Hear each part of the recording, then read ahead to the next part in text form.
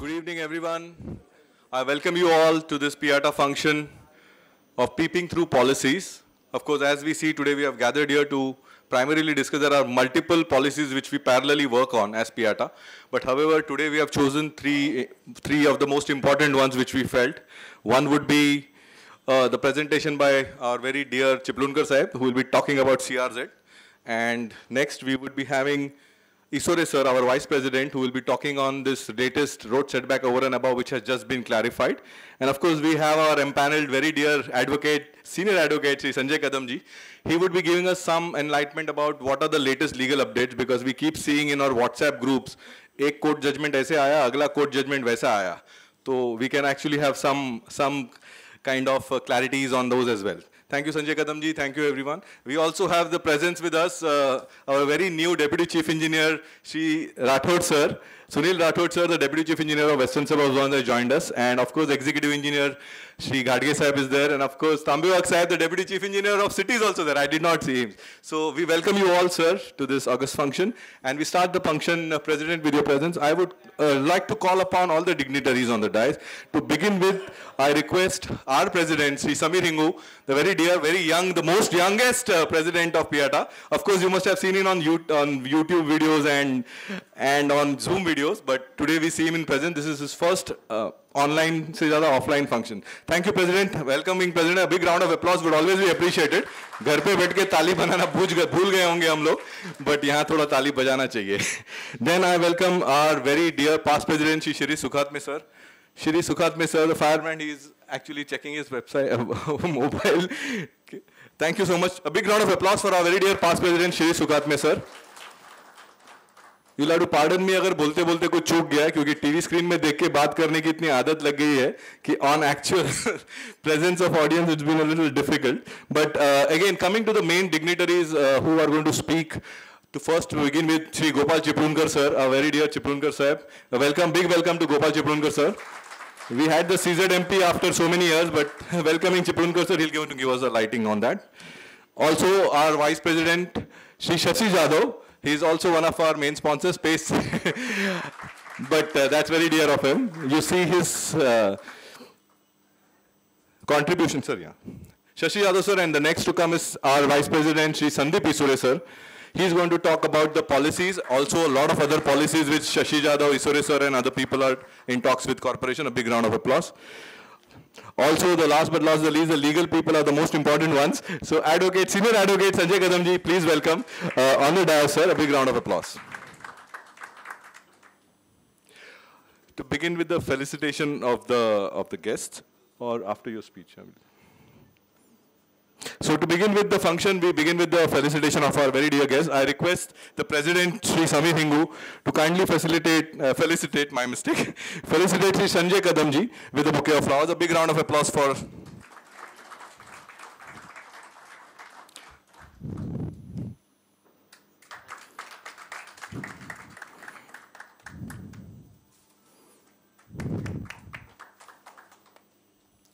I would request our past President, Shri Sukhatme sir, to kindly felicitate Shri Gopal Chiplunkar ji.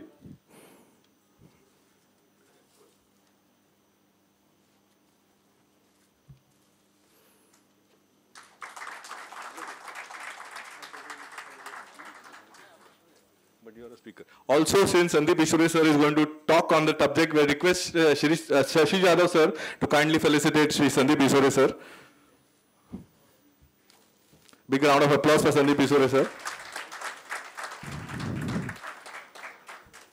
Now, to felicitate the dignitaries who have joined us, the Deputy Chief Engineer of Western Suburbs 1, Shri Sunil Rathod sir, requesting President to kindly present a bouquet of flowers to our Sunil Rathod sir. Welcome, sir. A big round of applause, Sunil Rathod sir, promoted, newly joined as Western Suburbs Deputy Chief Engineer. Also requesting President to present a bouquet of flowers for Deputy Chief Engineer Shri Tambiwak sir. Western Deputy Chief Engineer City.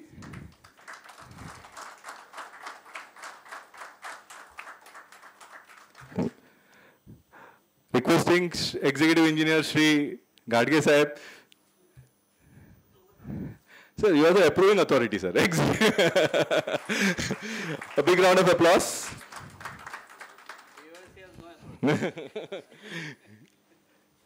Thank you. Now I request our President, Samir Ungiju, to please give his welcome speech.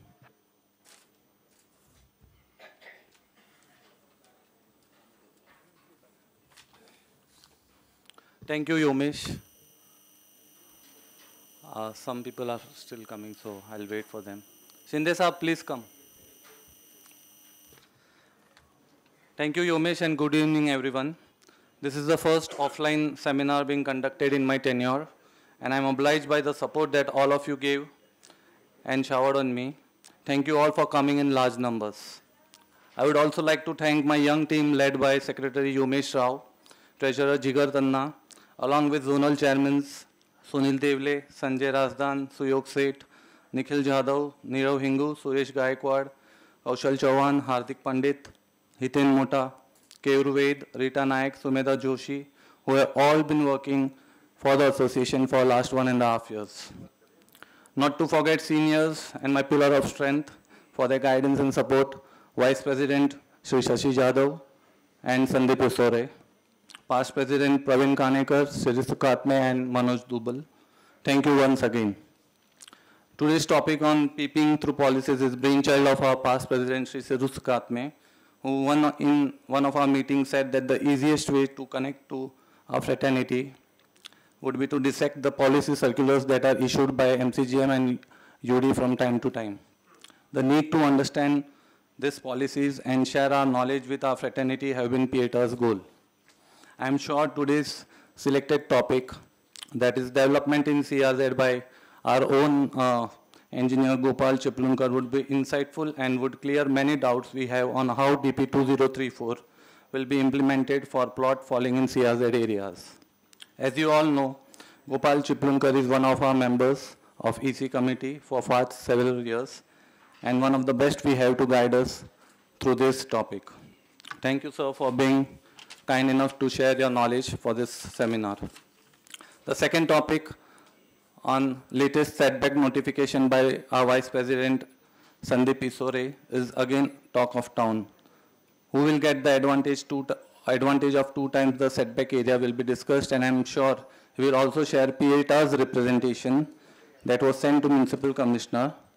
We have shared our views to MC and are hopeful that the policy circular being implemented will be taken cognizance of our letter in 2 spirits of the regulation. The third topic on legal updates by Senior Advocate Sanjay Kadam will cover various judgments related to our industry and help us understand how interpretation of regulation are being done and what happens when they are challenged in court of law.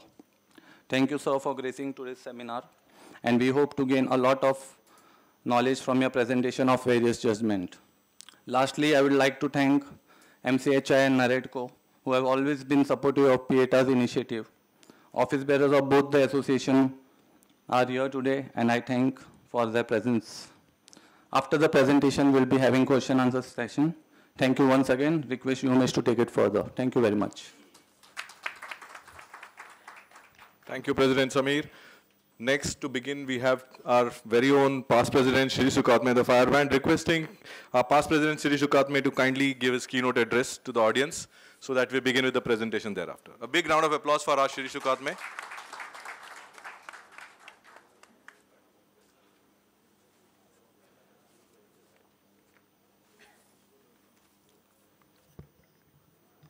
Very good evening.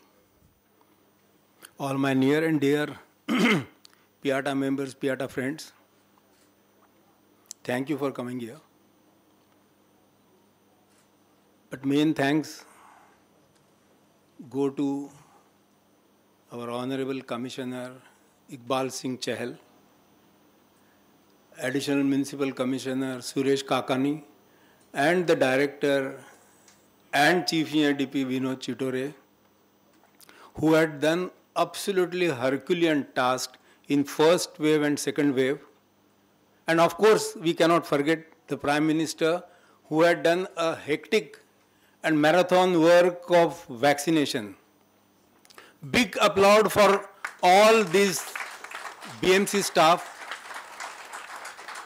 There are so many casualties which has happened from assessment department. Sub-engineers have distributed food also. See, whatever work was given to them, they have done it. This is the reason now we are all facing the unlocked era now, and we can, PIATA can have this kind of a function here, and we can call everyone here. Corona days were absolutely horrible. Zoom meetings and Zoom webinars we had. As also I am in teaching, most of the time people just log in and then they watch Netflix and whatever. This is the way the webinars are happening, and the depth of it is absolutely less. And again, I tell you, PIATA struggles. PIATA tries to make so many things, but all these functions give everyone an opportunity to do fellowship, to meet with each other, to exchange the thoughts. In our 50 years, when 65 years have happened, like in 1965, PIATA has formed, and birthplace of PIATA was on the corridors of MCGM. On corridors of MCGM, PIATA took birth, and everything started working, organization happened, issues happened. PIATA saw, everyone saw, two amnesty schemes. One ended on 19th of August, if I am correct, like those who are stalwarts in this. And one ended on 31st of December, right? And we have seen people working hard, very, very hard. Entire Majas, entire Kandivali is lit throughout the night. People are working. Lot of money was saved. Lot of money was generated also in those days. We all remember. Unfortunately, I didn't have any project because I am doing BMC works. So there was no such thing. But the aftermath is this, that when all big batsmen are playing, sixer, four, fielding is very tight. But when simple batsmen come, I think fielding thoda loose karo abhi. Thoda to loose karo fielding. You can't remain so tight as you were there in those days. Things are there that the issue is, I think Ghadge Sahib in one of the send-offs, he mentioned that how many sub-engineers have heard PIATA. Because as in Corona, in JJ and IIT, those people who are in third year or second year, they have not seen an IIT because it was all online. The same way, because last 2 years, the younger generation of sub-engineers has not seen PIATA at all. They have not seen, there are people who have worked, there are people who have retired from MCGM, retired from building proposal department, there are lawyers, there are chartered accountants who are also think tanks. They also know DC regulation. They also know the procedures. They also know the legal aspects and interpretation. It's not that only few people are knowing about DC rule. And why this happened? This has happened because there was no physical meetings. There were no, like everywhere, every time there used to be like every month, we used to meet DYC. Even the trivialist issue was taken, sir, this is happening. There are too many repetitive conditions. So and so thing, these problems are happening. This is actually the interpretation of law. This act or this circular has come because of that. I remember Vinod Chitore Sahib, and in that conference hall, so many issues have happened, and again still I remember our Chief Engineer DP, who is present Chief Engineer DP, Kulkarni Sahib, first time he had come and he had taken out an issue of Nala, if you remember. And we all surprised, Arey, who is this chap? And that Nala issue was taken, मतलब दूर तलक जाएगी बात ऐसा हो गया. So there are people who know about it. And as the Piata was not interacting with this, actually last 2 years Piata has lost an edge over it. Now I feel like seminars will happen, workshops will happen, there will be symposiums, there will be so many meetings. In fact, actually this meeting was actually felicitation of Chief Engineer, but as he is not well now, and we have converted into this kind of a peeping through the policy. So our Piata is trying to do peeping through the policy and architects are weeping through the policy. So this is the thing, like everyone interprets in own ways, right? So this should stop somewhere. There has to be one upper hand. I remember A.N. Kale was there. He used to conduct a meeting in Baikala and he used to say this has to be interpreted in this manner. So devices and executive engineers have this role of taking a leadership. Even I remember that the new circulars which were being formulated, I think Manoj Duval or so many such people were called and then they used to see the draft and we have finalized and we have helped them in doing it. The circular of pipe taxes or fire NOC, pipe taxes to be made applicable in fire NOC. These were all done with Piata, and you all know that Piata had a very good rapport with Ajay Mehta, Piata had a very good rapport with Subodh Kumar, we had a very good rapport with our Sitaram Kunte Sahib. So, number of meetings have happened in conference halls of commissioner, where Piata member used to sit on the other side and officers used to other side. And every new policy which comes, Piata was taken in confidence. That is the respect Piata had gained over last 50 years. It's all our duty now and all Piata members and new committee and young president that we require to upgrade and we require to again raise all these issues.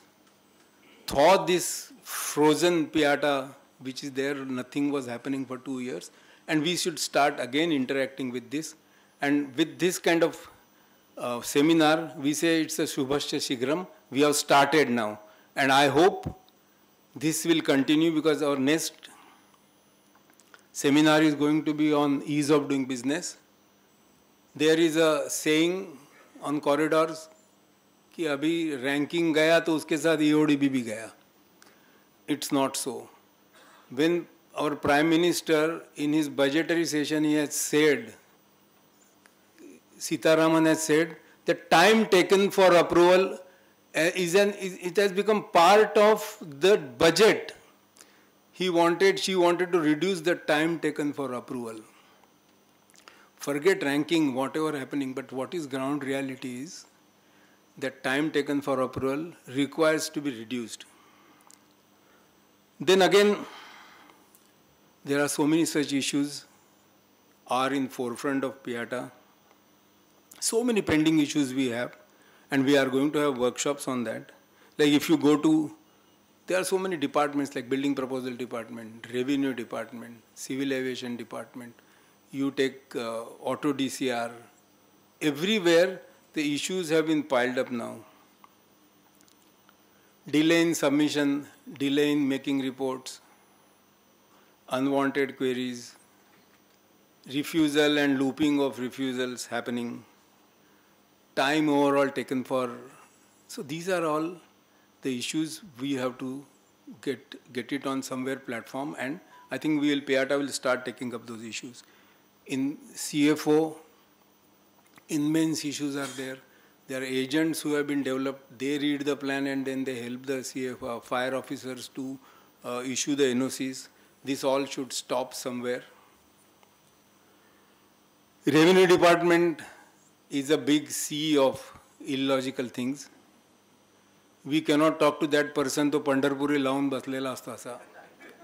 You cannot get through him now. He said, he means 15 days, means 1 month. This is what is happening. Twice, thrice, ते मोजणी करतात. कशाला मोजणी करतात मला कळत नाही. They are doing मोजणी. सबडिव्हिजन आहे मोजणी करणार. चेंज ऑफ ओनर आहे तरी मोजणी करणार. रोड गेला मोजणी करणार. अरे तुम्ही मोजणी काय करता तिकडे? एकदाच मोजणी किती वेळा करणार? परत ते अति तातडी. त्याच्यावर अति तातडी. I don't understand क्या हो रहा है ये. City Survey and Revenue Department has always remained a pain. Auto DCR, entire staff is shifted to head office now. At least those people used to help sub-engineers in helping, but now there are nobody there. And then those in between quacks are there, those who try and help. But then tickets and tickets, and then file goes to Pune, and again Pune mein ticket, and it doesn't get solved so easily. So auto DCR also, it's a तोंड दाबून मुक्याचा मार है. Means what to do, कुछ हो नहीं रहा है. That login is not opening. My client's login not opening. It says locked. He says this was my password, this was my login. It doesn't open. What to do? So these are all issues. At least somewhere on YouTube, for example, any new product comes on YouTube, there are ways like how to do this, how to do this kind of work. How, if you are not finding, for example, how to adjust something. So there are YouTube videos. So such a simple videos. I think Yomesh, we can make all those videos and keep it there so that those people who are new entrants, they understand. Otherwise, this becomes an awe. Like MCGM portal is a डर जाते लोग क्या होगा इसमें. So if it starts rotating, that thing when we see those two wheels and digital signature goes, it's like whoosh, हो गया अभी. So these kind of things should not happen. Lot of scrutiny fees are taken. Lot of things. So why don't you update it? Why that icon is always there is insecure? Why? When there are pen drives and 10 times you put your captcha codes and all those codes, and why is it unsecured again now? So somebody, see every SRM, IIT, BITS Pilani, IIT Kharagpur, everyone is having lot of computer science students are there. Are you waiting for some good hacker that you submit and direct automatically OC comes? See, this is so simple, like when banks crores and crores rupees are happening and this is unsecured, that lock is opened there. Somewhere, I think MCGM should think about it. That when crores of rupees are paid, I don't know, like there is no security to it. So one should think about all those things. And question happens after those amnesty and 50% ka things have happened, there is nobody is there to do the work of miscellaneous approval, repair proposal, compound wall proposal, works of schools, hospitals, charitable trust. Who will do their work? Are we going to have another special cell for that? Ki you do their work now somewhere. So this is also like entire city runs on schools and education and colleges and other things. Simple society has to construct a compound wall, and he also waits. The चितळेच्या दुकानात असतं तसं तिकडे we are standing in the queue somewhere. Somewhere it has to have fast track, and there has to be some solution has to be taken out. Today we have peeping through the policy. One is CRZ. Now CRZ is something like ANR. Ultimately it came on 2019 it came. But it came with the point that plans have to be approved. While plans were getting approved, मध्येच ते flamingo उडाले. Again it got changed. And now flamingos have also sat down, crows have settled down. But somewhere I find somebody has done PIL in Supreme Court against it. So I don't know how temporary and what is the shelf life of this your CRZ notification.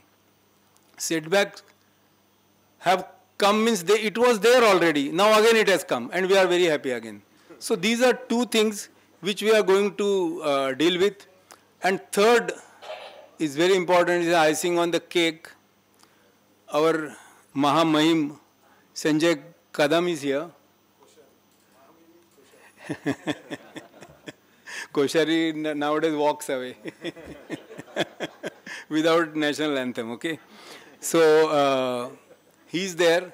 He's a person I've heard talking to him. He talks quite well. We all say court. These lawyers say court. So I've picked up from him. He fought. He had filed a lot of PILs and tooth to nail fought, and Chembur ka heritage was removed. Hindu colony ka heritage was removed because there are a lot of absurdities in entire Heritage Act. It has come as a whims and objectives of some undersecretary. I needn't tell you who was that. So heritage came, committee came, all those issues happened.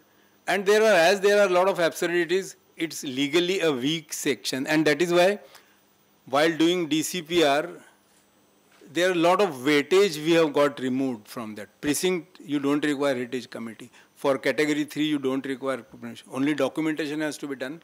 And you have to have an architect anyway designing, so you have to have a camouflaging elevation. So the third person we are going to listen to is Sanjay Kadam. And I will not now take more of your time. Thank you everyone and best of luck for today's seminar.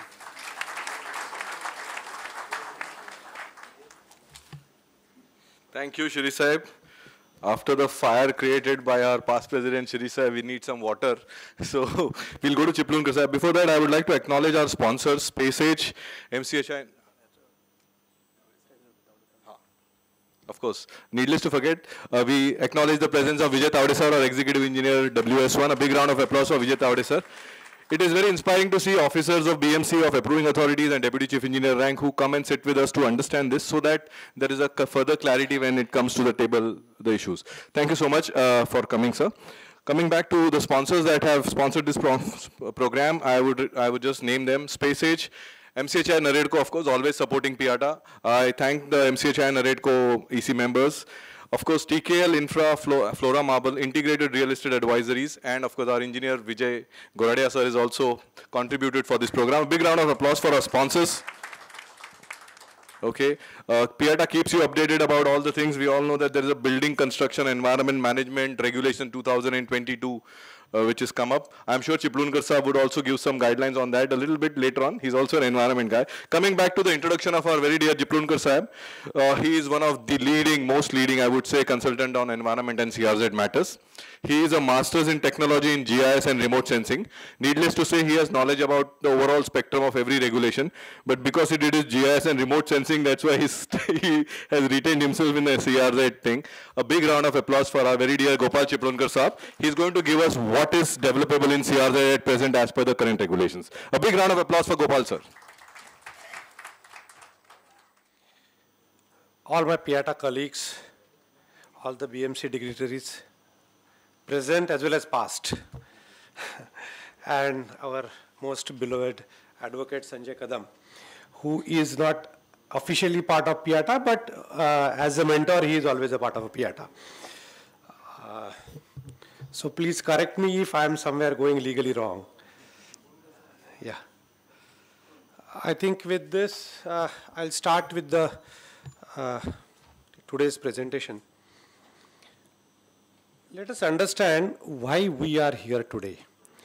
Because the CRZ 2019 notification has came into force on 18th January 2019, right?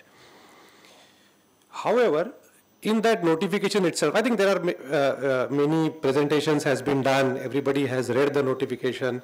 Everybody has gone through what are the benefits for Mumbai, what are the benefits for Mufasal areas and all that.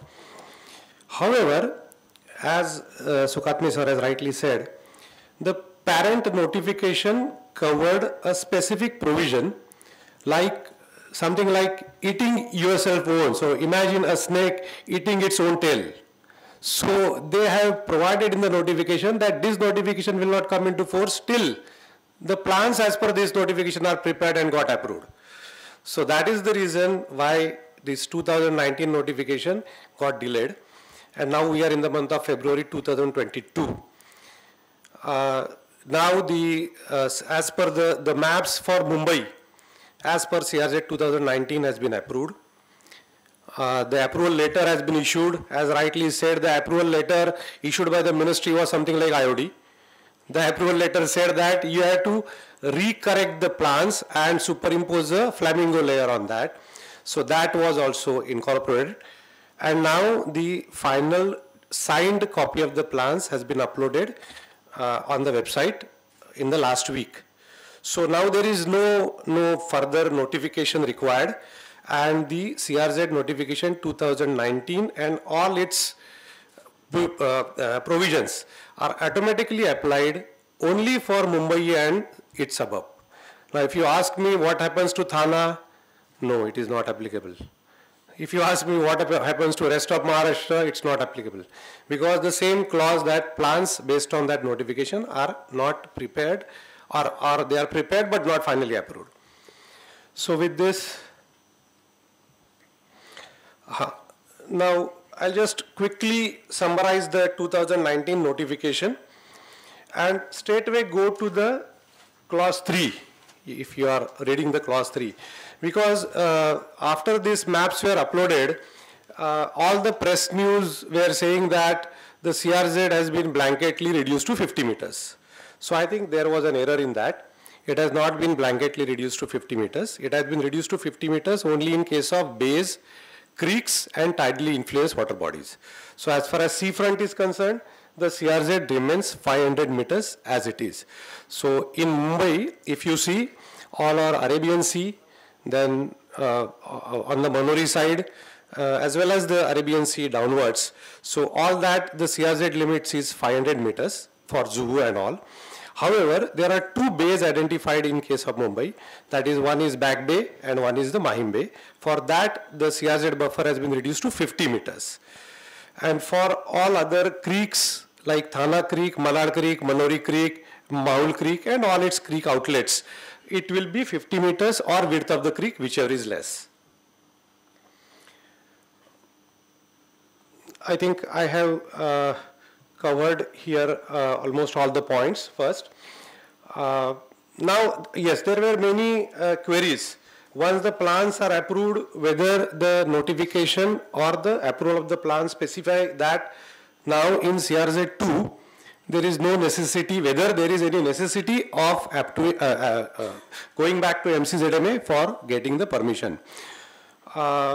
Actually, this could have done theoretically, but it has not been done by the notification. And notification continues to direct the project proponent to approach to the MCZMA for obtaining the project clearance from the CRZ point of view. Next. This is the letter dated 27 September 2021, which letter, by this letter, the Ministry of Environment and Forest has approved the CZMP. This letter has been, I think everybody must be having this letter. Just go on the next page of the letter. Next, please. Yeah. See, just read the clause 4. It is very important. The clause 4 says that all the proposals pending, because all of you are aware that in last 1 year, more than hundreds of proposals have gone to MCZMA. The BMC has recommended them, and they are pending with the MCZMA because the committee was not there, the meetings were not happening and all that. So they have given the choice to the PP. So the project proponent has got choice that whether he can go as per the old notification or he can come in under the new notification. Now why this choice is very important, because in all the cases of SEZ buildings and dilapidated buildings, anyway the DCPR 2034 benefit has been availed or was permissible. Now by chance, if you say that you have to go under the new notification, again you have to come back and again all the process, and again from BMC the file will have to be routed through to MCZMA.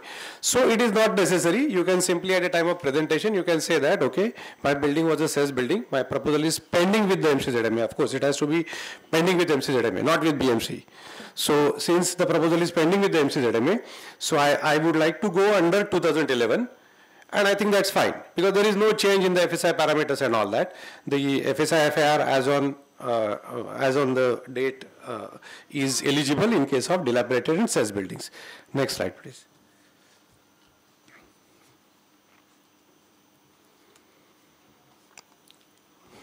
In short, let us see some provisions for 18 January 2019 notification.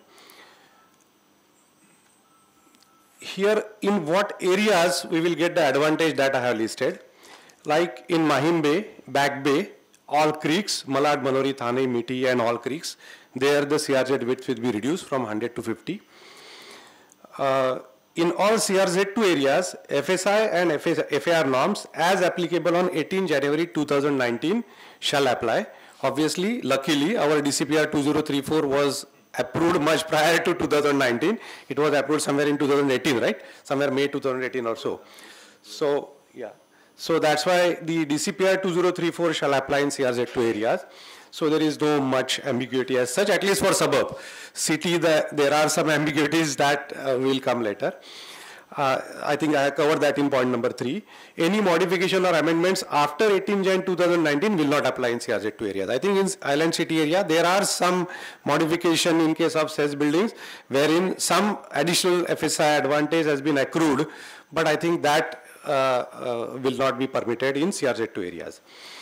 Then the fourth, as far as these maps are concerned, the major change is the major area on the west side of the Malar Creek. If you see those 3 villages, I think Mud, Erangal and Marve. So Marve, Erangal and Mud, all these 3 villages, the entire area was covered in CRZ3 as per the original approved plans. Now it has been placed in CRZ2. So CRZ2 has got more development potential. So I think in a nutshell we can say that this area they have opened up for development. However, it is subject to our DP. So if in DP it is shown as SDZ, then obviously all our regulations of SDZ will apply. I presume the SDZ is still under EP, right? SDZ is not yet approved, right? So once it is approved, then that point has to be thought how it will be implemented there. As far as this plan is concerned, only the west side of Manori Creek, that is the I think Manori, Kuvelam, and there is one more village. So all these 3 villages are only placed in CRZ3. But however, I think MMRD is the SPA for that area. So I think our major problems doesn't come as far as BMC is concerned, but definitely architects must be having a lot of proposals in that area also where MMRD is a SPA. But there the zone has been retained as CRZ3. Next, please.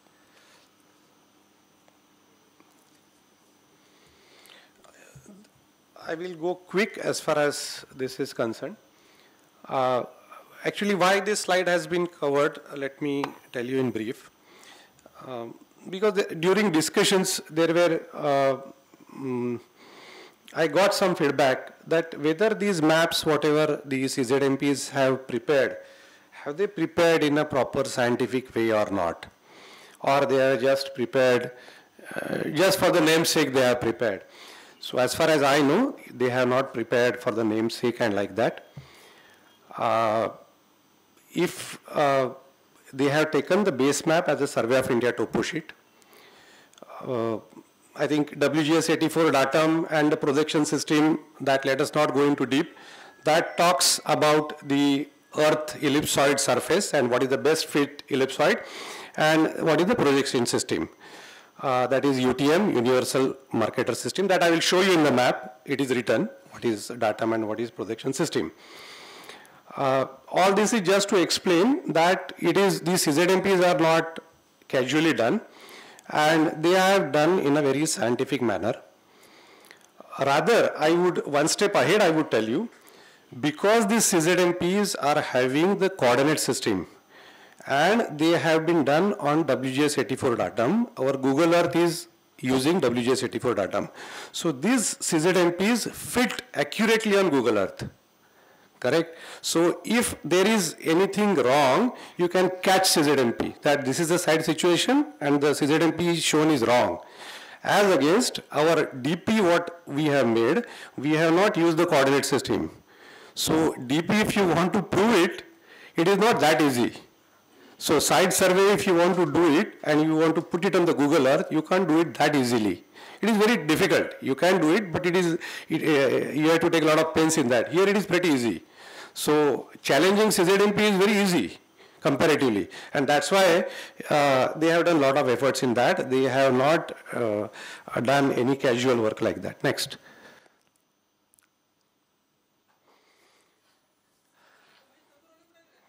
Here in short, again, I'll cover the hazard line because there are many people are asking me two things. What is hazard line? Then why land use maps CLM? They have been published along with these maps. What is the significance of CLM, which they have uploaded on the website? What is significance of the hazard line? They have uploaded on the website. I think this is, you can just read it. I'll straight away go on explanation of the hazard line. See, I think you can go on the next slide. Yeah. See, the hazard line they have prepared and marked because the notification says so, number one. Number two, let us understand the concept of hazard line. The concept of hazard line has been originated from outside India. Like if you go in many countries like maybe US, Australia. See, these hazard lines, hazard zonation maps, they are used mainly by the insurance companies to decide if your house is in hazard protection zone, they will charge you more insurance. So if you are having BP, the LIC charges you more premium, something like that. So hazard line is basically a line, they have marked it, considering the topography of the area. Now all our BMC senior people who have worked many times in SWD department, they are aware that our Gazdarband area, typical, is a chronic flooding spot, and chronic spot because they always say that as per the contours, it is a saucer. So that is the reason it is very difficult to manage the Gazdarband and allied areas. Just I will show you the map, how correctly the Gazdarband and right up to the Rajesh Khanna garden, the entire area they have covered in hazard line. So hazard line they have covered it considering the topography. Hazard line has got nothing to do with the plan. It is X, Y, Z. So it is with Z. So hazard line is basically considering the topography of the area. Number two, how it affects us. So whether in hazard line any permissions will be refused.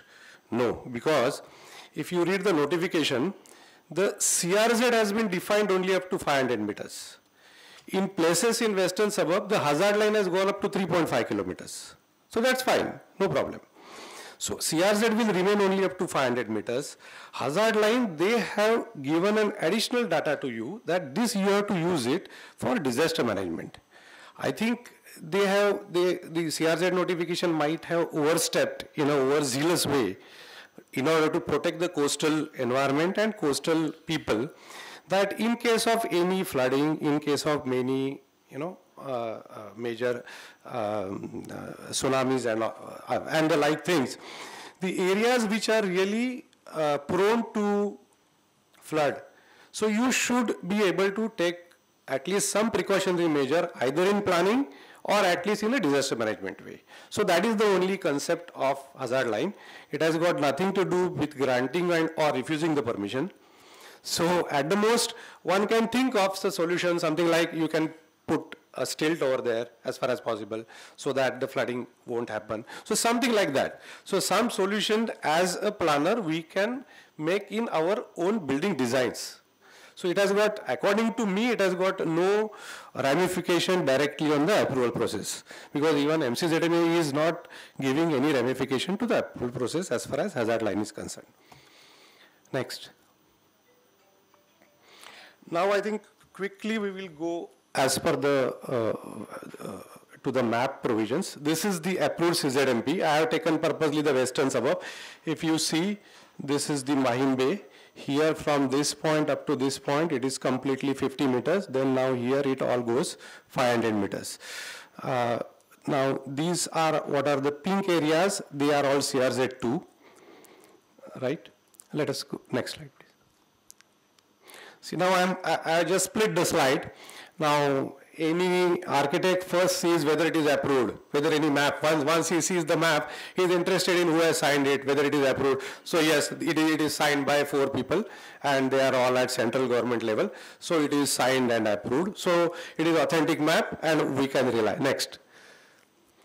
Now here, this shows the most important part is legends. Legend I will cover in the next slide again. Legends, notes, data source and abbreviations. I think this is if you see any map, this is the first thing we should catch hold of, because this is the key to map reading. So first, what are the legends, what are the notes, then data source and abbreviations.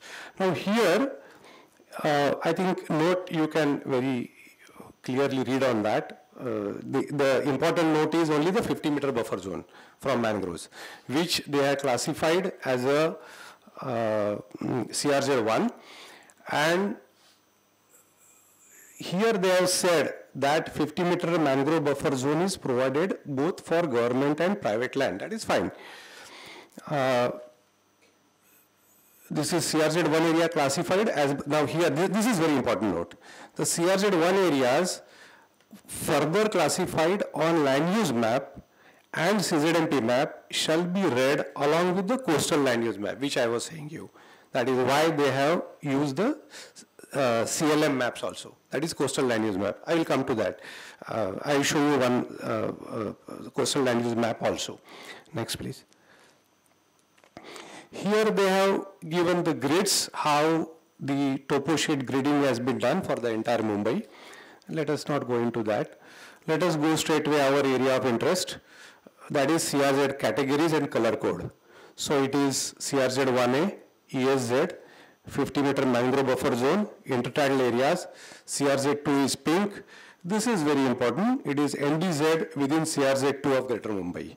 So all RG, PG, G and open use space reservations within CRZ2 are deemed to be classified as CRZ3, which are now shown on the map in this specific color.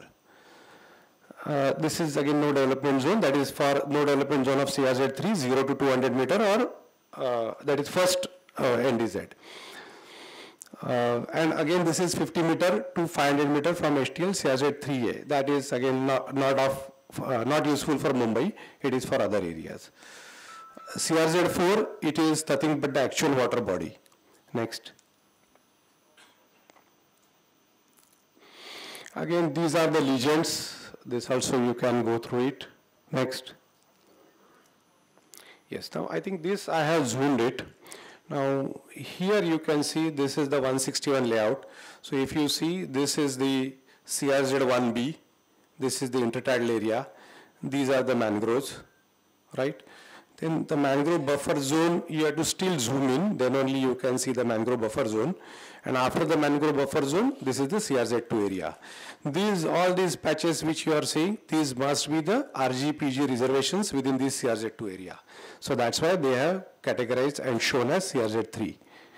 Yeah, here I was coming to that. See here, 500 meter line is only up to here, right? This is exactly 161 layout and Warsaw and zoo area. And the hazard line is right up to here. See. So hazard line has gone, it is approximately 3 kilometers. Just you can measure it is 500, maybe 2 kilometers. So something like that. But again, this is purely only for disaster management purpose and for no other purposes. Next. Yes, again, this is one more slide, again zoomed in. This is the Shivaji Park Chowpatty, that is Mahim Bay. Now here, this is the area where there are lot many inquiries, because what happens is, if you see from this side, you will always, this is Adarsh Nagar, Worli. So here always you feel that I am much away by 50 meters from this STL. So why I am in CRZ2? So because from this side, from seafront, it is coming in CRZ2, 500 meters, and from this side it is 50 meters. So this particular junction is very tricky junction. So otherwise, just slightly south side of this junction, all these plots are 50 meters. Next, please. Yes, I think now these are 2-3 slides. They are very important. I'll read that. Now these are the CZMP specific points for Mumbai. There are some mangrove pockets along Carter Road, if all of us are aware. So those pockets are marked with 50-meter buffer zone. Luckily, Carter Road is 36.60, but still, and even these mangroves are also slightly away. Maybe if you see the land use map, there are 5-6 meters behind. So 36 plus 5, 41. Still, some of the plots are getting affected by 9 meter. So those issues are coming because that is classified as CRZ1. The mangrove buffer, they are classified as CRZ1. So those societies may face some problem. I am not saying 100%, but maybe 9 meter if the plot is getting affected and plot depth is say 50 meters, obviously his 20% plot is getting affected. So his 20% pocket of CRZ1 will definitely fetch a problem. CRZ3, what I showed you just now, that yellowish tinge mark, yellowish greenish tinge mark, that is open space user reservations. There will be a debate because that issue is yet undecided, because in CRZ3 the notification says that no construction more than 15% will be permitted. However, Corporation DCPR 2034 allows AR policy for RGPG. They allows SRA 35%, 65%. But CRZ3 being shown as CRZ3, now whether 15% will govern or DCPR 2034 will govern. So that may be a legal issue, sir, may help us in that. Because it is a conflict of two, it is not conflict of two regulations. It is conflict of two parts of the same regulation. So CRZ2 permits DCPR 2034. Here they have marked as CRZ3 because they are open space reservations within CRZ2, but it is substantially a CRZ2 area. So being CRZ3, now what will govern? Whether DCPR 2034 will govern or 15% clause as per the Central Act will govern. So that is an issue. Then this I think we have discussed already. The FSI-FR benefits after 18 Jan will not be available. CRZ notification do not permit post facto approvals, so we'll have to wait for suitable notification for such cases. Of course, here it's my opinion. Corporation people can take a view on that. See, even though they have said post facto approval, see, the specific particular meaning in one act may not have the same meaning in another act. For example,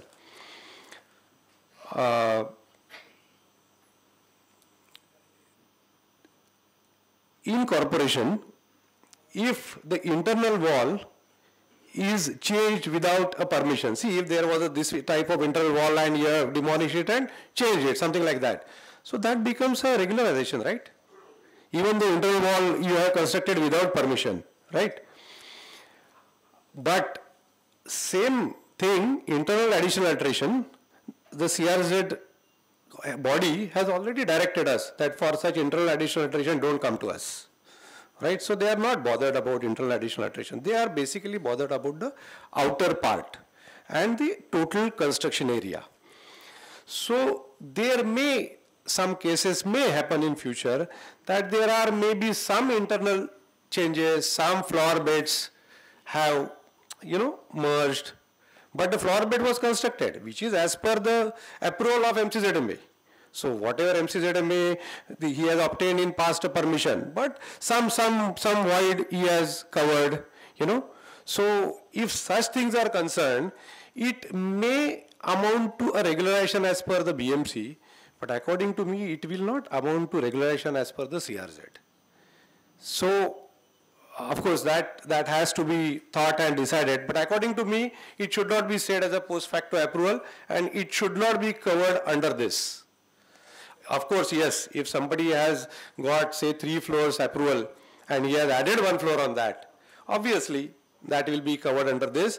And even though BMC gives post facto approval as per our old AMCR circular, CRZ notification won't give that.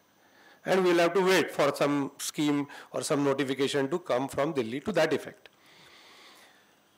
This I already explained to you. Ongoing cases can be given choice, old or new. I have already explained the large area affected by hazard line in K West Ward. So why that I already explained to you. Next, please.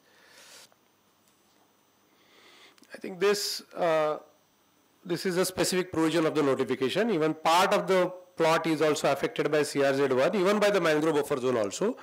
The powers of granting permission will be at MOF Delhi and not at the state level. This I have shown to you in the map. This also we have covered. Gazdarband also we have covered. Mahim Bay, that is also fine. Next.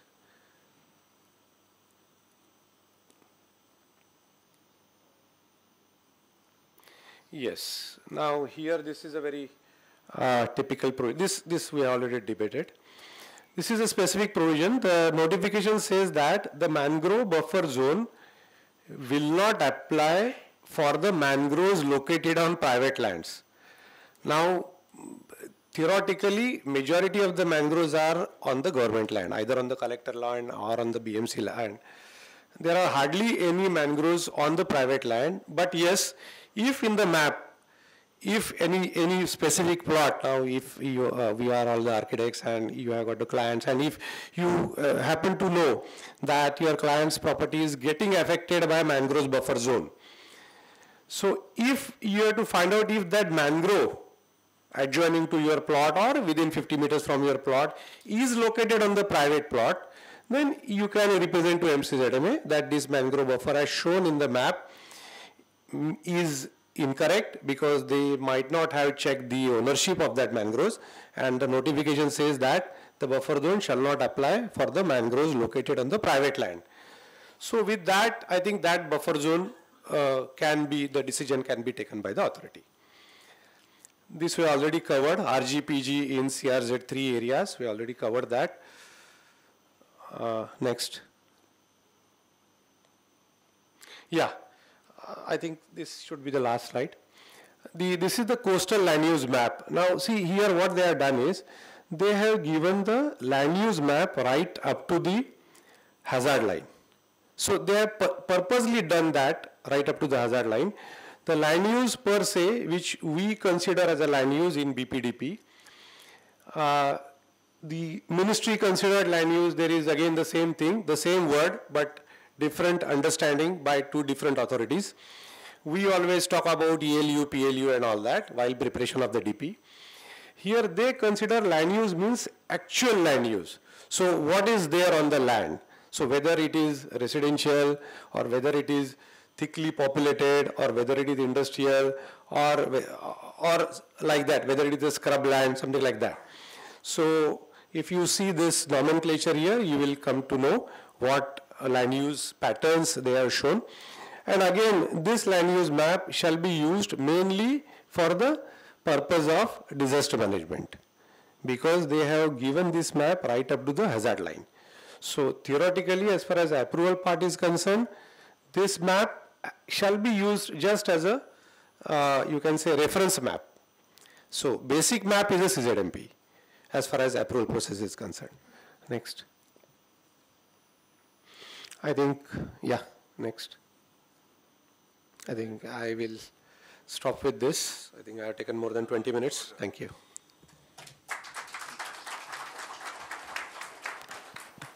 Any questions will be there, but I suggest that everybody who has got questions, please write it down on a piece of paper.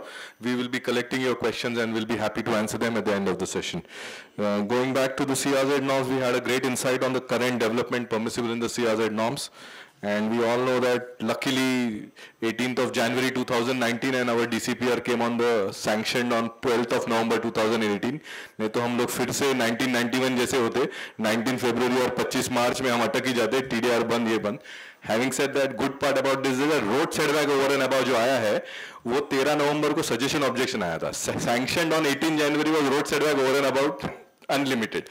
So stringent was clarified, it was a clarification subsequently. So for in CRZ actually FSI is more actually, road setback over and above, because the sanctioning happened after 18th of January. Anyways, leaving that apart, we'll come to Isure Sahib who will give us more insight on that. To talk a few about Isure Sahib, before we do that, we also have some wonderful August present. Of course, Vijay Tavade Sahib joined us a little late, and we have Kaudanyapuri Sahib, very dear development Deputy Chief Engineer of Eastern Suburbs. A big round of applause for Kaudanyapuri Sahib. He is accompanied by Ahire Sahib, the Executive Engineer of Eastern Suburbs, and of course Vijay Tavade.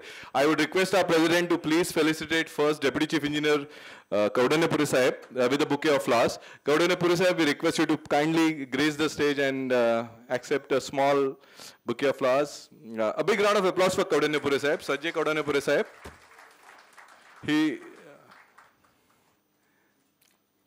Thank you. I would request Vijay Tavade Sahib to please come on stage. I request President Samir Ingu to kindly felicitate Vijay Tavade Sahib with a bouquet of flowers. A big round of applause for Vijay Tavade Sahib, Executive Engineer WS1, H Ward. I would request President to felicitate Sri Ahire Sahib, requesting Ahire Sahib to kindly come on the dais. A big round of applause for Ahire Sahib, Executive Engineer Eastern Suburbs.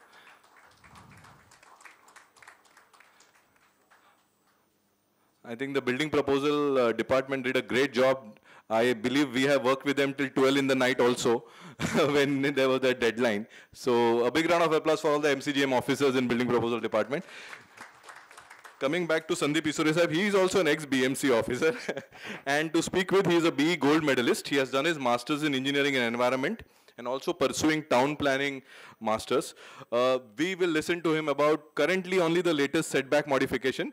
We have a lot of things in store, but time will come for that. A big round of applause for Sandeep Isure Sahib, who's going to take us through the latest setback notification.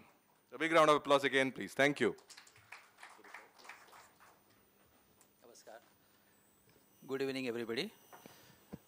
Good evening to my BMC colleagues, my PIATA colleagues, and today's chief guest, Shri Kadam Sahib. This was regarding setback benefit. We call it setback benefit, but it is actually the hard-earned compensation by a person who shares his land for the public. So I have some reservation about the benefit word. But it's okay. I mean, that we are used to talk about like that. But while preparing this particular presentation, I remembered my old college days. Of course, because pursuing my town planning, so thoda abhi bhi hota hai वैसे. So I was maybe up to 5:15. I was doing that presentation ready because of some pre-occupancies and other things. So both ways, there may be certain errors, mistakes, and because I was doing it right up to 5 p.m. today, the subject is fresh to me. So I may remember whatever I have incorporated. So by going through slide by slide, first I would like to make a point how to look at this so let's say the compensation of setback area, DP road, or any other regular road line which has been prescribed or proposed under MMC Act, and some plot owner is handing over his land for the sake of citizens of that particular city. To start with, right from 91 or maybe even prior to that, we talk about, and myself and Shashi, we normally discuss, and of course there is always an upper hand of Shashi Jadhav when we discuss with him. So the regulation has always said that it is an additional FSI. Say for example, I have a 1,000 square meter plot and 100 square meter setback.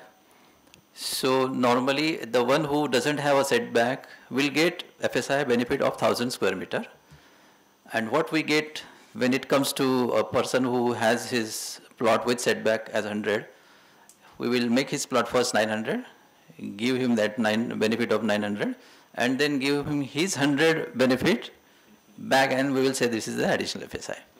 Something is wrong with that particular concept, and I'm talking it with due regards to the existing system of BMC, of which I was part, and I have applied the same way, the one who I am talking about. So kadi अशोकाच्या झाडाखाली बसल्यानंतर ज्ञानप्राप्ती होते तसं थोडं उशिरा झाली, पण हे principal मला तेव्हाही वाटत होते, पण it is part of our duty. As is being framed the circulars and guidelines and the interpretations, we go along with that, particularly when the person in front is accepting that. Why should I bother? But as a principle, we should look at this particular point as a compensation for a plot owner for handing over his land for the public. So it should be something always more than what otherwise a person who is not handing over anything for the public is getting, so that there will be justice for, and there will be some encouragement for, which has come in 2018 regulation, since 2016 I would say, since the DP was published for suggestion and objection. Next please.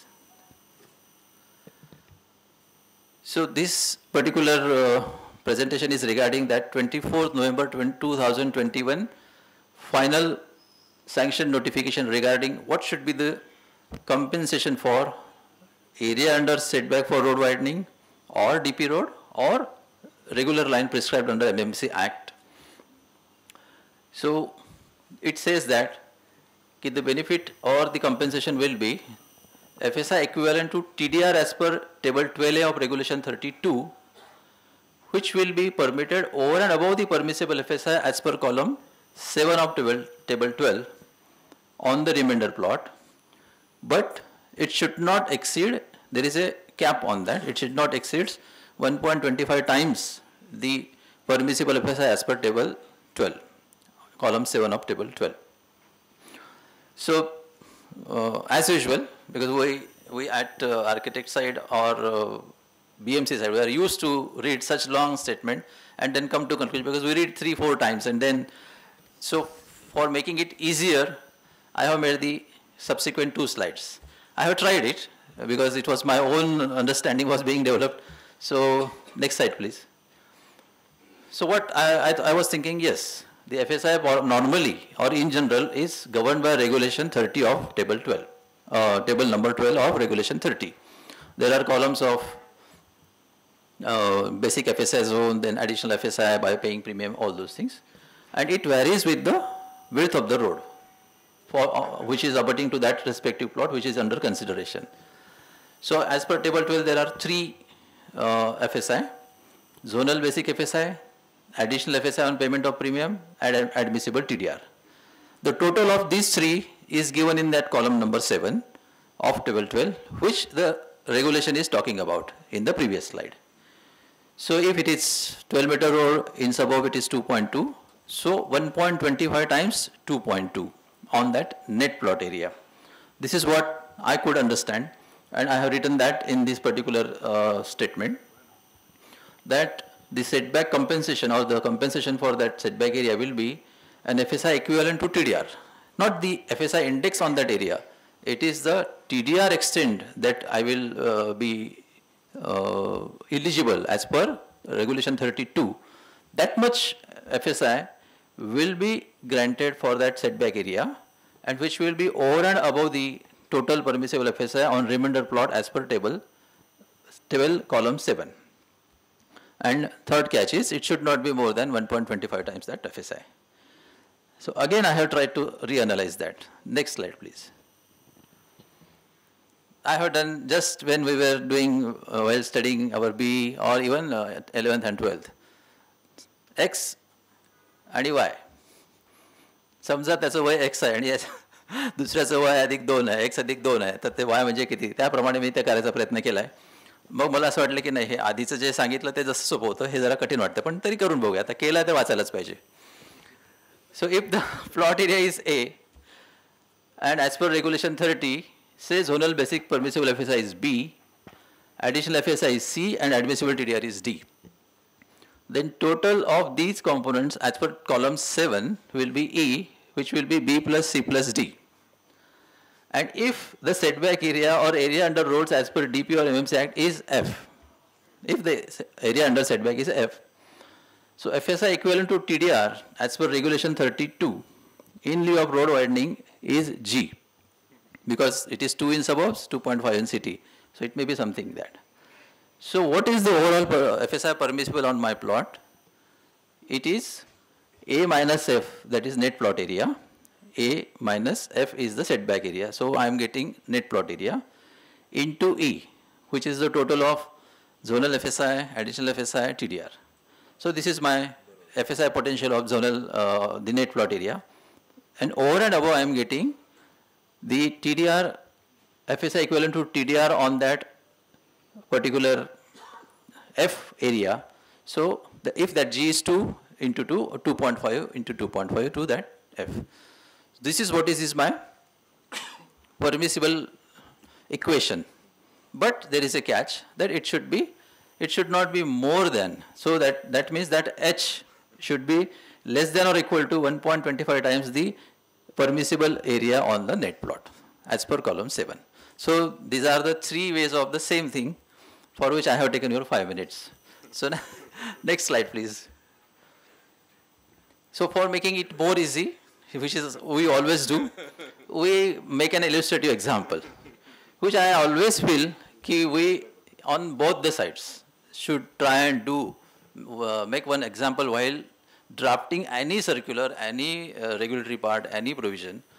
Say for example, for the last 3 years I am preparing draft circular for regulation 33.7 and 33.9, and then even today I just discussed with Patel Saab कि let us, now it is draft is ready. Manoj भाई भी है जो हम काफ़ी देर से बात करें कि कब तैयार होगा. Now draft is ready, but I think we at least when we are giving draft, we should at least run it through any typical example of 33.7 and 33.9, whether it works or somewhere some provision is remaining to be applied. That's why I have tried to make the example. Say the plot is in Island City and abutting to a 12-meter wide road. Plot area is 1000, very easy. DP road area going under DP road is 100, setback area is 100, so net plot is 800. Now as per 12-meter wide road, FSI in Island City, basic zonal FSI is 1.33, additional FSI 0.62, TDR 0.45, together it is 2.4.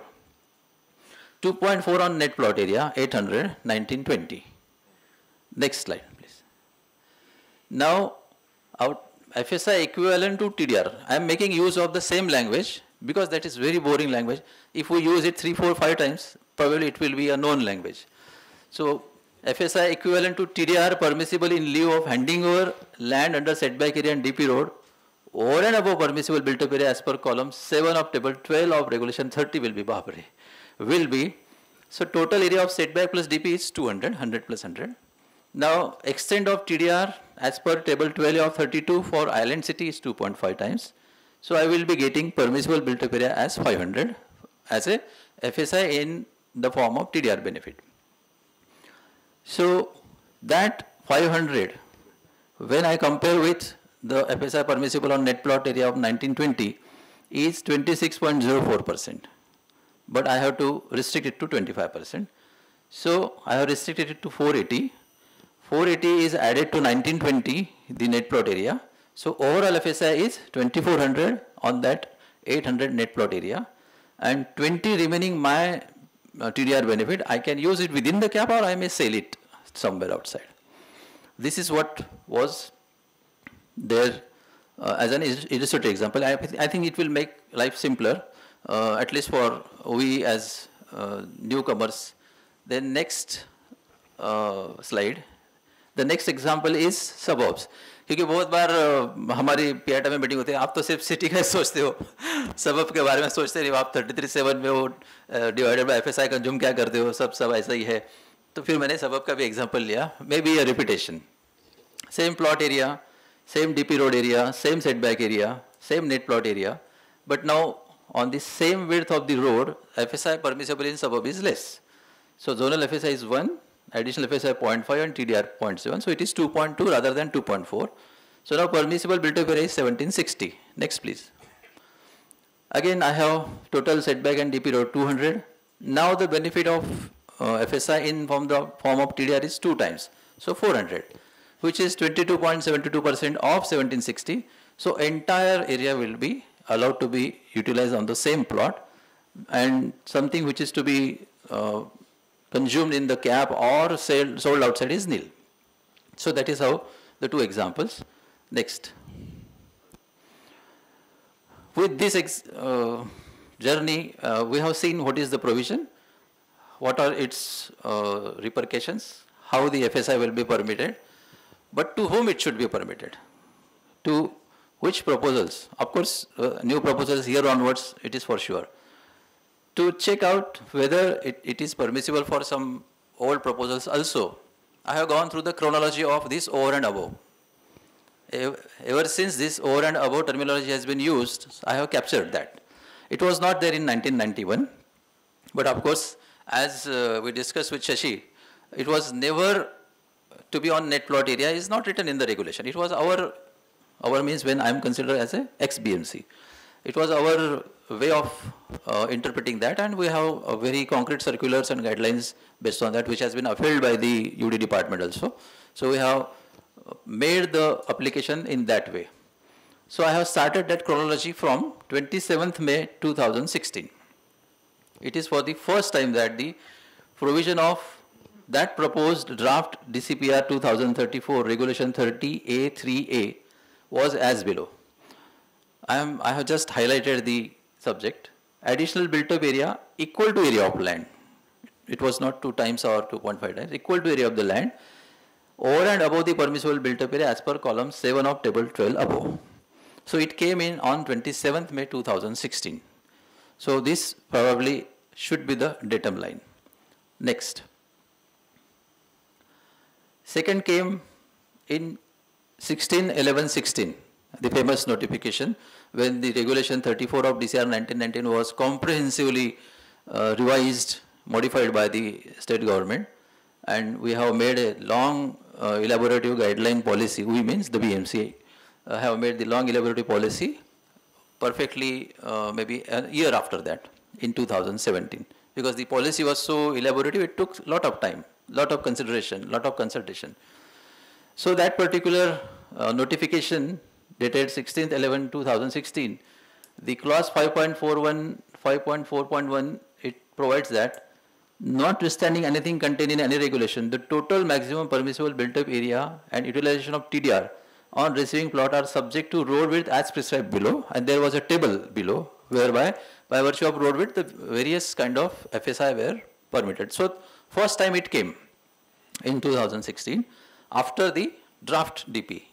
It was there in draft DP 2016, and this came in the form of modification to 1991 DCR. And note 3 below that table was as under. So FSI loading limit on such plot will be basic FSI plus TDR plus additional FSI and plus road widening FSI. That means only the word over and above is not there, but it was plus. It was also again over and above. Next. Third came the DCPR 2034, which was sanctioned on 18th May 2018. 8th May or 18th May? 8th May. So that's why I thought कि जो आखिरी तक पढ़ाई करता रहा ना तो थोड़ा गड़बड़ हो गया वहाँ पे. So 8th May 2018, which came in force from 1st September 2018, it has got very clear provision that FSI equivalent to TDR as per table 12A of regulation 32 for road widening and roads etc. will be allowed to be utilized over and above the permissible FSI as per column 7 of table 12. No restriction, nothing. Entire FSI potential in the form of TDR to be allowed over and above. Next. Then came the proposed modification to that sanction modification on 7th March 2019. So May 2018 and March. So after 10 months, somebody thought that कि नहीं ये थोड़ा ज़्यादा ही हो रहा है, तो उसको कुछ तो करते हैं अभी. So they proposed a modification whereby it was the FSI equivalent to TDR as per table 12 of regulation 32. So FSI in the form of TDR was same, 2 times or 2.5 times that area. But it was to be allowed to be utilized on remainder plot within admissible TDR limit, not over and above. So over and above निकल गया.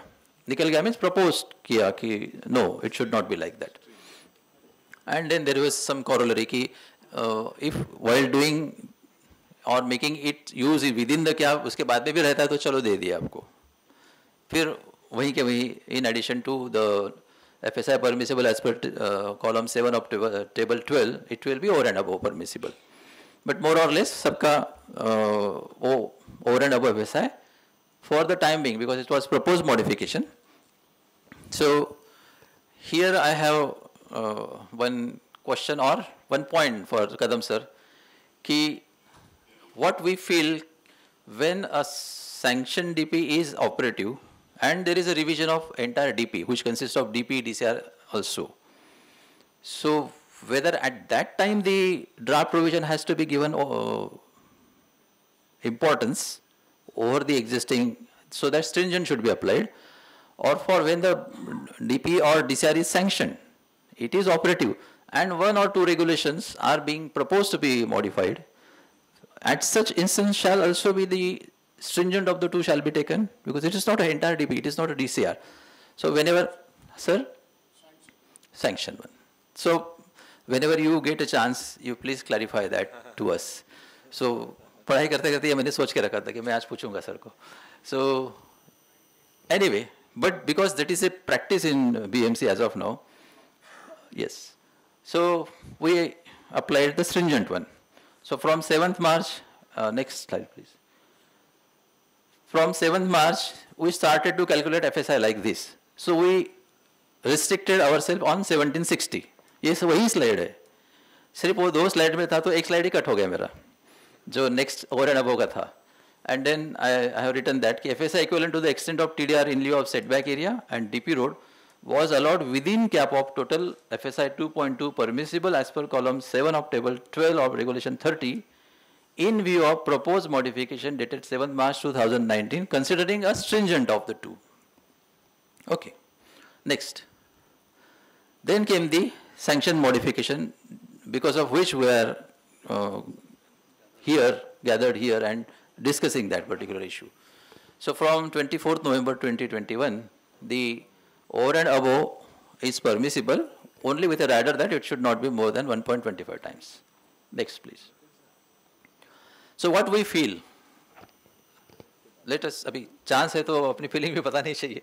So what we feel, we have discussed it, Manoj Dubal sir, Shashi sir, हमारे president, हम सब ने discuss करके देखा है कि as per draft published on 27 May 2016 and then immediately sanctioned November 16, the FSI of the road and setback is permissible over and above. So it came from that particular date. So datum line should be 27th May 2016 for preparing any guideline circular how to operate this particular modification. And the same intent was continued in the DCPR 2034. I will not read it wrongly, I will read it correctly, 8th May 2018, when it was sanctioned. MCGM as an interim arrangement implemented stringent policy due to draft notification issued on 7th March 2019, and the FSI of the road was not permitted over and above. The said interim arrangement can be imposed, so I have surrendered. So I am myself writing that it can be imposed, even if we say no. But I am saying that the said interim arrangement can be imposed till the sanction of the draft notification as per section 37(1) till it is sanctioned. But what has happened? What was proposed has not been sanctioned. It was proposed not to allow anything, but it has not been sanctioned. It has been sanctioned to allow, but with a rider that it should be 1.25 times. Next. So, as such, the FSI of the road should be allowed over and above permissible FSI to all cases which are submitted new or were ongoing cases as on 27th May 2016. The draft provision dated 7th March 19 is not sanctioned by the state government, and that the final sanction provision dated 24th 11/2020 is same as the original sanction provision of allowing FSI equivalent as was in 8th May 2018. FSI equivalent to TDR for area under road widening over and above total permissible FSI, but only with restriction up to 25%. That means it is to state that the draft notification which was not finally sanctioned ceases to exist even in the intermittent period. It was never there now. That means all those cases where we have applied that need to be relooked with reference to the sanction provisions. आज कदम साहेबाला मला थोडं law जास्त वाटायला लागलं की नाही आपण वापरूनच घेऊ लिगल भाषा. सॉरी सर, काय चुकत असेल तर जरूर सांगा, आणि सॉरी BMCच्या लोकांनी पण थोडं जास्त होत असेल तर माफ करा. Hence, over and above FSI of the road should be granted to all the cases submitted new or ongoing as on 27th May 2016, irrespective of whether approval CC or OCC is granted to the said proposal in the interim period, considering that time stringent, which now ceases to exist. It has no legal sanctity. Next slide, please. Manoj ji ठीक है ना? आप जरूर बताना कुछ उसमें है तो. So, as per serial number 5 of circular under number dated 18th March 2017, regarding guidelines which we prepared on the modification to that time 34 regulation of DCR 1991, it is mentioned that for the proposals where DRC is not issued before 17/11/2016 shall be processed as per notification dated 16/11/2016, since the compensation for the same is not availed. That means whenever setback is handed over, if the compensation is not granted till that date, the compensation should be as per the notification. This is the part of that guideline circular. So, here probably there may be we have one circular regarding law of limitation. We means MCGM has a circular. They say that after 12 years, if you have not claimed, your claim is barred of the compensation in lieu of setback or DP road area you have handed over for the public amenity. So there is a law of limitation circular. Please guide us even with respect to that also, whether, because we have operated it time and again. So your comments on that. So probably when I am saying any proposal which is ongoing, if somebody has not claimed that within 12 years, of course, we at BMC are going to say him, "Ke baba 12 वर्ष संपले तुझे, जय महाराष्ट्र." पण ते बरोबर आहे का ते पण आपण जरूर सांगा sir. Hence for the proposal where compensation, अभी शायद दुबल सर मैं ज़्यादा correct हूँ. Hence for the proposals where compensation in lieu of setback area and roads under DP or MMC Act is not availed, the compensation will be as per present provisions of DCPR 2034. Next. These are all wishful presentation. The said compensation need to be restored, which proposals which have approved from 7th March 2019 onwards by considering stringent provision, they need to be restored in the form of FSI equivalent to extent of TDR permissible as per table 12A of regulation 32, which was given that time, over and above FSI permissible on the net plot area as per column 7 of table 12 of regulation 30, subject to condition that it should not exceed 1.25 times that column 7 FSI. For proposals which have been processed for approval CC or OC in the intermittent period, because somebody who has come to you in April 2019, you said no, stringent is applicable. You have given him that TDR, FSI in lieu of TDR for road widening, but you have asked him to consume that within the cap. He has approved the plan, he has taken the CC, he has even taken the OC. But because the same provision or proposed modification could not get materialized, it didn't get finally sanctioned, it ceases to exist, we feel legally that it should be restored to this. This is how is the aspect. Next. So based on this, we have already, with the consultation with President Sir, then Shashi Jadhav and Manoj Dugalji, or even other members, we have submitted this particular our say to Honorable Municipal Commissioner to take into consideration while finalizing any guideline circular as to how to implement that over and above FSI. Next. So this is that content. Next. We have given those categories also where what should be, what may be done, not what should be done. Next. Thank you. Thank you very much.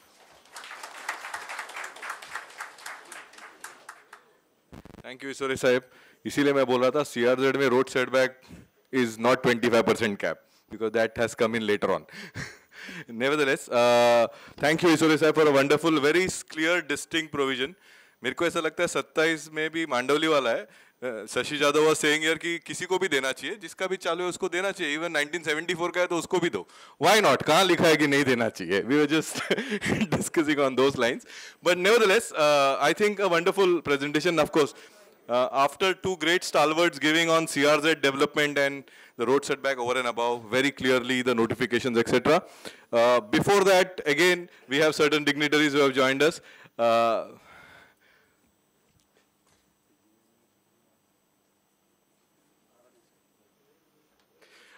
We have with our executive engineer Harne Sahib from City. Tambewak Sahib, आपके साथ ही आए हैं. Welcoming Harne Sahib, I will request President Hingu to please felicitate Harne Sahib with a bouquet of flowers. Requesting Harne Sahib to kindly join us on the dais, and a big round of applause for Harne Sahib, executive engineer City.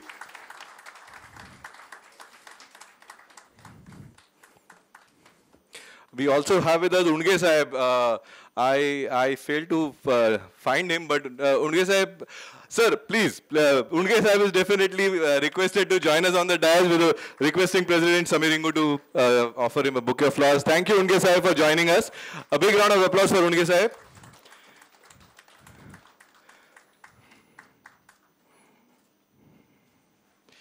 We also have Executive Engineer Bodke Sahib of SRA. I requesting Executive Engineer Bodke Sahib. He's left for the day, left from here. Okay, now coming back to the key part. After two regulatory things, we need to understand legally क्या sustainable है, and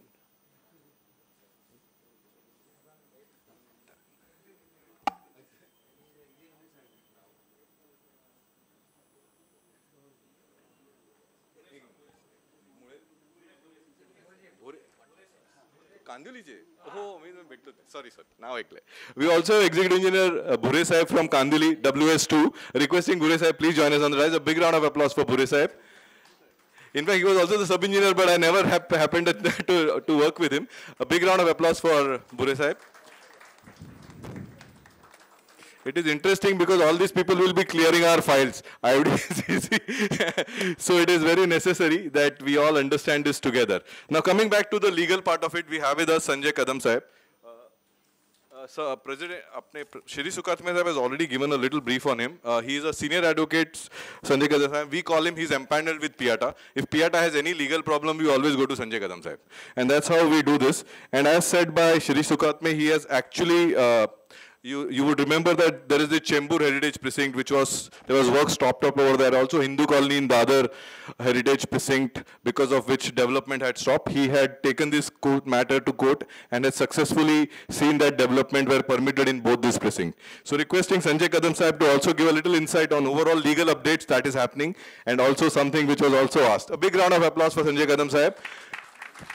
And then we'll be having question answers. Everybody who has questions, please make a note of it on the chat so we can have a review those questions. Thank you. Sanjay Kadam Sahib, big round of applause. 2 days earlier, I received a call from Mr. Sukatme saying me, gentlemen, you have to come for some lecture. I was worried and I started laughing also. Other side, my daughter was also listening. Because the word gentleman has recapped my memories nearly 15 years down the memory lane when I was residing at Ville Parle. And used to come by the train, get down from the train, and then go walkie-walkie 10 minutes to my residence. And evening, as usual, every husband has to carry with the vegetable with him to the home. So one day I was not having the bag with me, which normally carry these particular vegetables, but I had my coat in the bag. So I got down from the train and received the call from my wife saying that bring that particular vegetables because that is very required. So how to carry the vegetables? So I had my coat in the bag. I removed that particular coat. I wore that particular coat and carried the bag and went to the regular vegetable vendor. That vegetable vendors, then he gave the vegetable, but he was curiously asked, sir, you are wearing a coat? So I said, yes, I am a lawyer, I am an advocate, and we always wore the coat in the court. He proudly was saying. He said, oh, you're a lawyer. I thought you were a gentleman. So when he said me gentleman, I immediately recapped my memory. And calling the gentleman herein for this particular topic, was really something amazing. Nonetheless, it is always said that the human mind is like a parachute. They always open and then only they work. So calling me here for this particular pieta, which I consider as coming like a home. Before going into various particular aspects, let me give the answer to Mr. Chipunkar, which has put to me about, I don't know, the lawyer, my spect is remain there. God knows. किधर तो है? It was table only. That shows how forgetful I am. They started catching. Chipunkar sir has asked this particular question: if there is a conflict between the Central Act and the State Act, what will prevail upon that? That was the first query. There is subtle proposition of the law. Whenever there is a conflict between the international law and the national law will prevail. Same analogy applies for the Central Act and the State Act. Whenever there is a conflict between the Central Act and the State Act, because state means a local law, the state is aware about what is requirement for the local people resident therein. So they are very well aware about their problems, and their problems are get articulated into the forms of the legislation, which is the state legislature. So if there is a conflict between the Central Act and the state, that is a local act, then definitely the local act will prevail. Having said so, Environment Act, which is the Central Act, and if the Environmental Act, which is the Central Act, there is always notwithstanding, non-obstanding clause. We say irrespective of anything, this particular act. So both has to be correlated together and arrive to this balancing for the purpose of giving effect of that.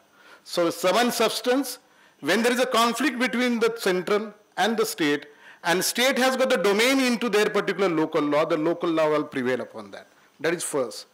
Secondly, he said that the post facto permission. Now post facto permissions cannot be given. Let it be against you, but it cannot be given. Because then it considered to be only a eyewash or hollow formality. Justice Khanwilkar has recently passed a judgment whereby the environment clearance which was required as a precondition for certain industries in the city of Chennai were given later on. It was challenged. And the Supreme Court said that a post facto clearance of environment is impermissible law, then you are making a mockery of that particular law. So it is not permissible. I think that is two questions. Then I think Sore Sahib asked me the sanction on proposed. Sanction on proposed, sanction means sanction. Propose is propose, which is may be or may not be. So therefore what is prevail is a sanction. That is from the judgment of the MP Rao in the C-Rock matters. Continuously followed. Sanction is a sanction. The stringent policy among the corporation is a convenient between themselves. It is not a law. They follow is a stringent among the two, but where in the books?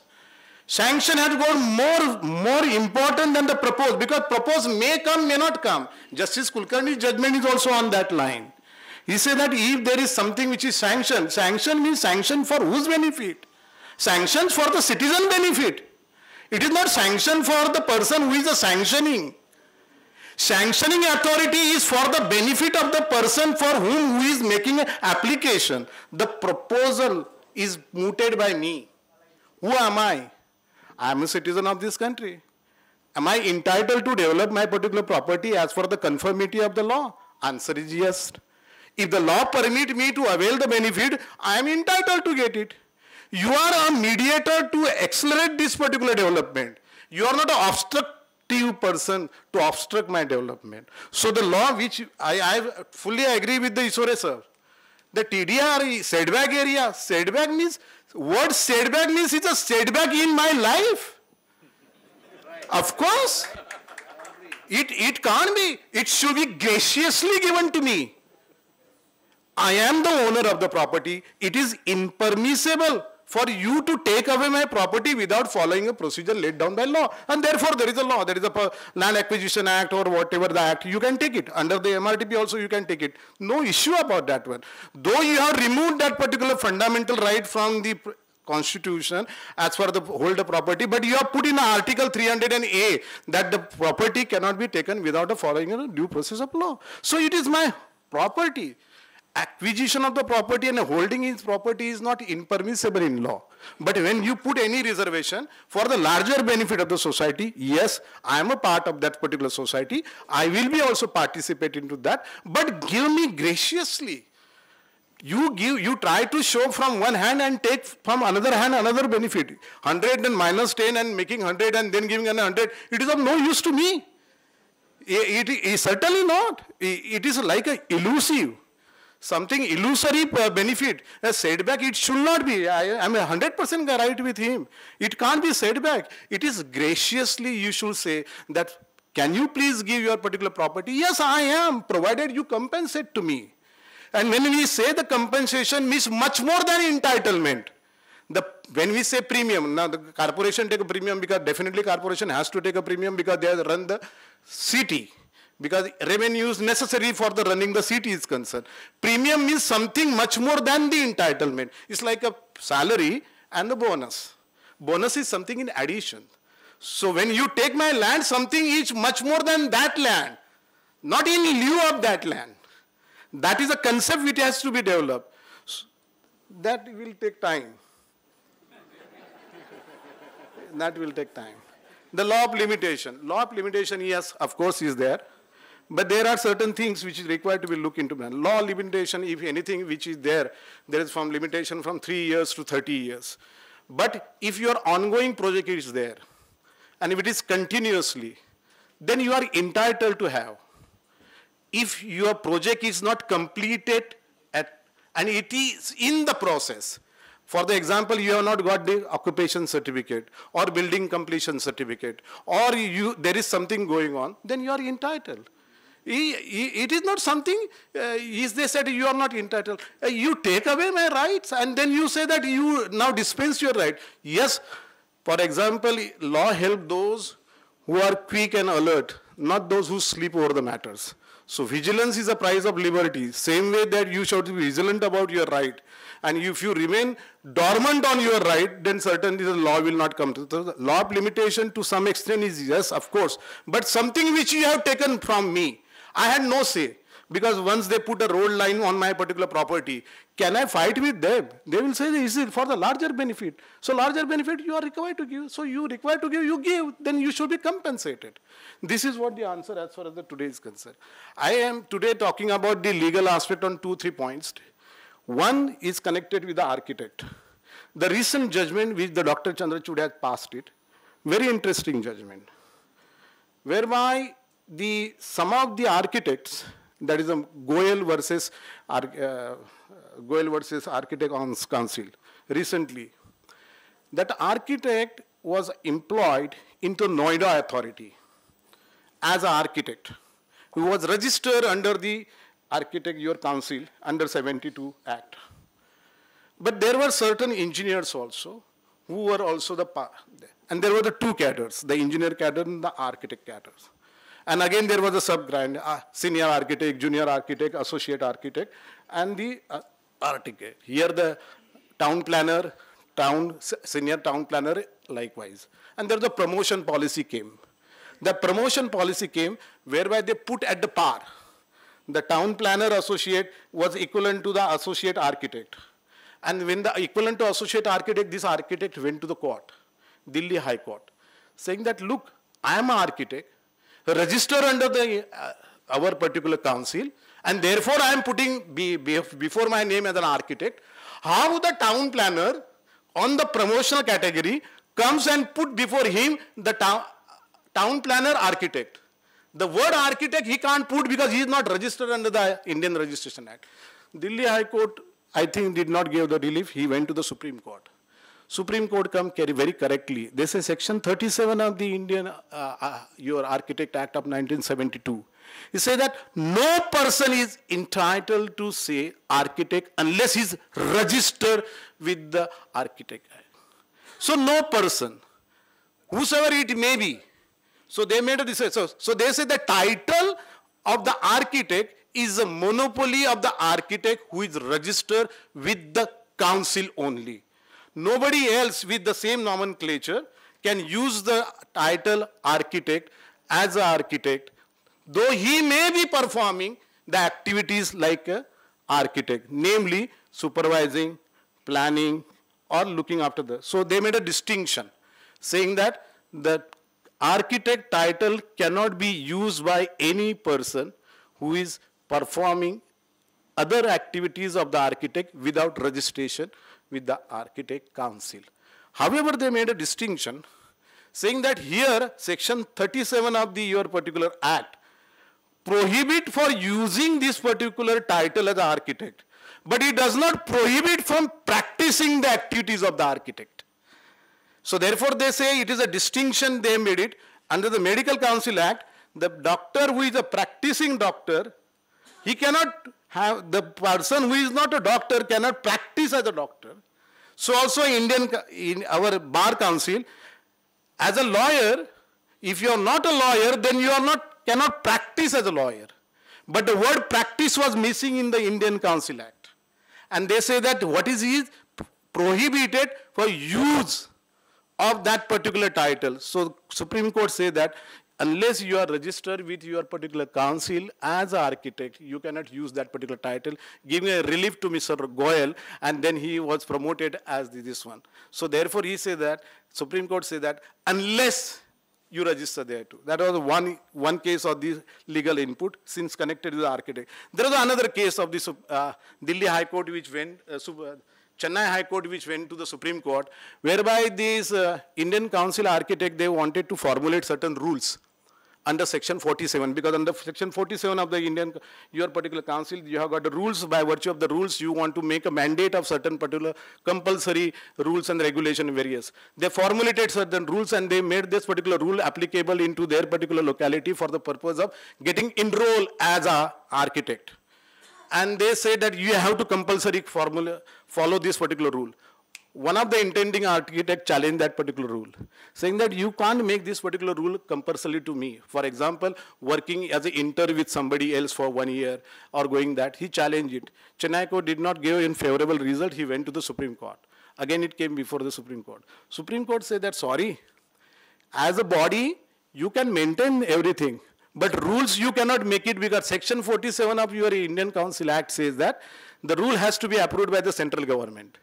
So there was no note from the central government, and therefore without taking a sanction from the central government, you cannot make these unilateral rules for the purpose of the architect who want to become an architect. So unless there is a sanction from the central government, you cannot, because there is a provision itself in the act. So these are the two things which I wanted to tell you. Thirdly, a recent judgment which is in favor of this particular home buyer, new text, whereby the Justice Arun Rastogi has formulated about the RERA. But before coming to the RERA, I just wanted to say, as the PIATA can take this particular issue. Nowadays, I found under the RERA, they are making a complaint against the even professionals, licensed surveyor and architect also. The allottees who have been allotted their particular premises, they are making a complaint against the developer and the builder and promoter, and joining the professionals also as a party for that particular complaint. If you see the RERA, RERA itself has got his own domain in respect of the promoter, allottee, and the real estate agent. So only 3 come within the domain of the RERA. So RERA is applicable only for these 3 entities. Other than these 3 entities, RERA has no applicability. You cannot spread your wing like a Trojan horse policy, encroach upon an inch and claim a foot, impermissible in law. Because the law RERA is regulatory framework only confined to the defaulting promoter, only confined to that particular allottee, and only confined to the real estate agents. So if it is applicable only for these 3 entities, how the RERA authority can allow the complainant to join architect, licensed surveyor, RCC consultant, or any professional. It is not. If it can't, then they can't make that particular chair for the utilization of showing their particular super boss upon the constitution and then tell this particular professional, appear before me, otherwise I will pass the order. Inappropriate. The PIATA should write a letter to that effect, saying that, look, you are exceeding your brief. It is not within the parameters of the RERA to make the encroacher on somebody else, which is, if at all any professional has done misdeed. The council is there. Architect council is there. There is another body is there. Lawyer, then the lawyer body is there. Doctor, there is lawyer. There are consumer forum, wherever it may be, but can't be a RERA. It can't be a RERA. You cannot encroach on somebody else's territory and say, now I am king, you follow my dicta. Sorry, impermissible in the law. So that is what the another, and then you can say there is another particular judgment which has been passed by Justice Patel recently in January, concerning about the 33(7), whereby any particular tenant who transfer his tenancy, suppose there is a tenant, A tenant transfer his tenancy to the B tenant, and the B tenant thereafter enroll himself as a tenant in place of the MADA say that we do not recognize him. MADA was saying that this is the creation of a tenancy. So therefore, under 33(7), we are supposed to give the benefit to only the A. According to them, the incentive scheme is eligible to the occupier. Wrong. Incentive scheme is not for the benefit of that particular occupier. Incentive scheme is for the structure, because the structure is dilapidated. Structure is dangerous. Structure has outlived his life. Not a person who is living in the structure outlives his life. The generation to generation may be staying into that structure. So therefore, the legislature came with that particular scheme that if any building which is in the category A, B and C, later on they have removed that even the category also, is deemed to have presumed that outlives his life, required to the reconstruction to protect the limbs, life and the property of the occupier therein. MADA says, sorry, if the A goes, then we will not give to the B. It ultimately came before the Honorable High Court and Division Bench of Justice Patel and Justice Jamadar. They ruled, they say, sorry, dictum date not to creation of the tenancy is 13 June 1996. So creation of additional tenancy is prohibited because then you get an incentive benefit. But transfer of tenancy is not prohibited. Transfer of tenancy is protected, regulated under the Rent Act. The Rent Act, which was modified in Maharashtra Rent Act 1991, where the Pagdi system has been regularized. The tenant can transfer his tenancy right with the consent of the landlord. Landlord give the consent, he can transfer it. If the landlord consent is obtained and he transfer it, then it is not a creation of the tenancy, it is a transfer of tenancy. And the transfer of tenancy cannot be considered that a creation of tenancy. Therefore, the Honorable High Court said that, sorry, this is not a case whereby you can retain the benefit of that particular B, you have to give the benefit. So that is against on the development on that particular property. Then you must be knowing about even a MRTP under section 124, development charges. The corporation always go like that where the revenue will come.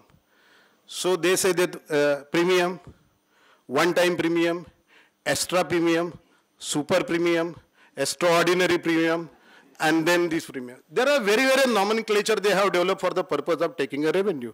But the law says that whenever there is a revenue, that is a compulsory extraction of the revenue from the citizen of the country. It should be permitted by the statute. The statute is supreme.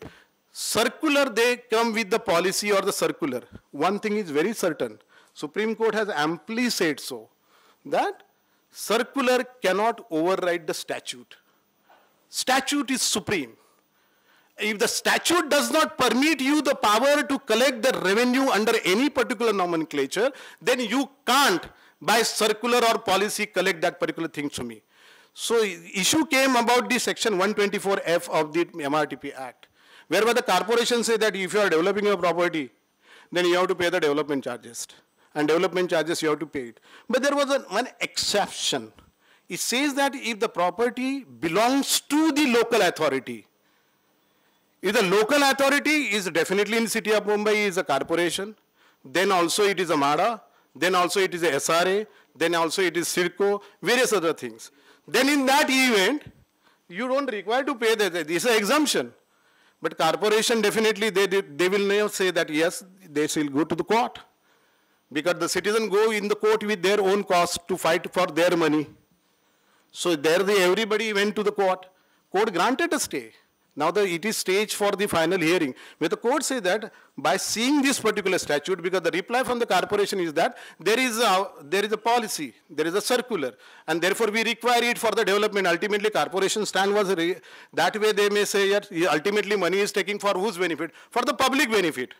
Of course, but ultimately you are taking from the public only.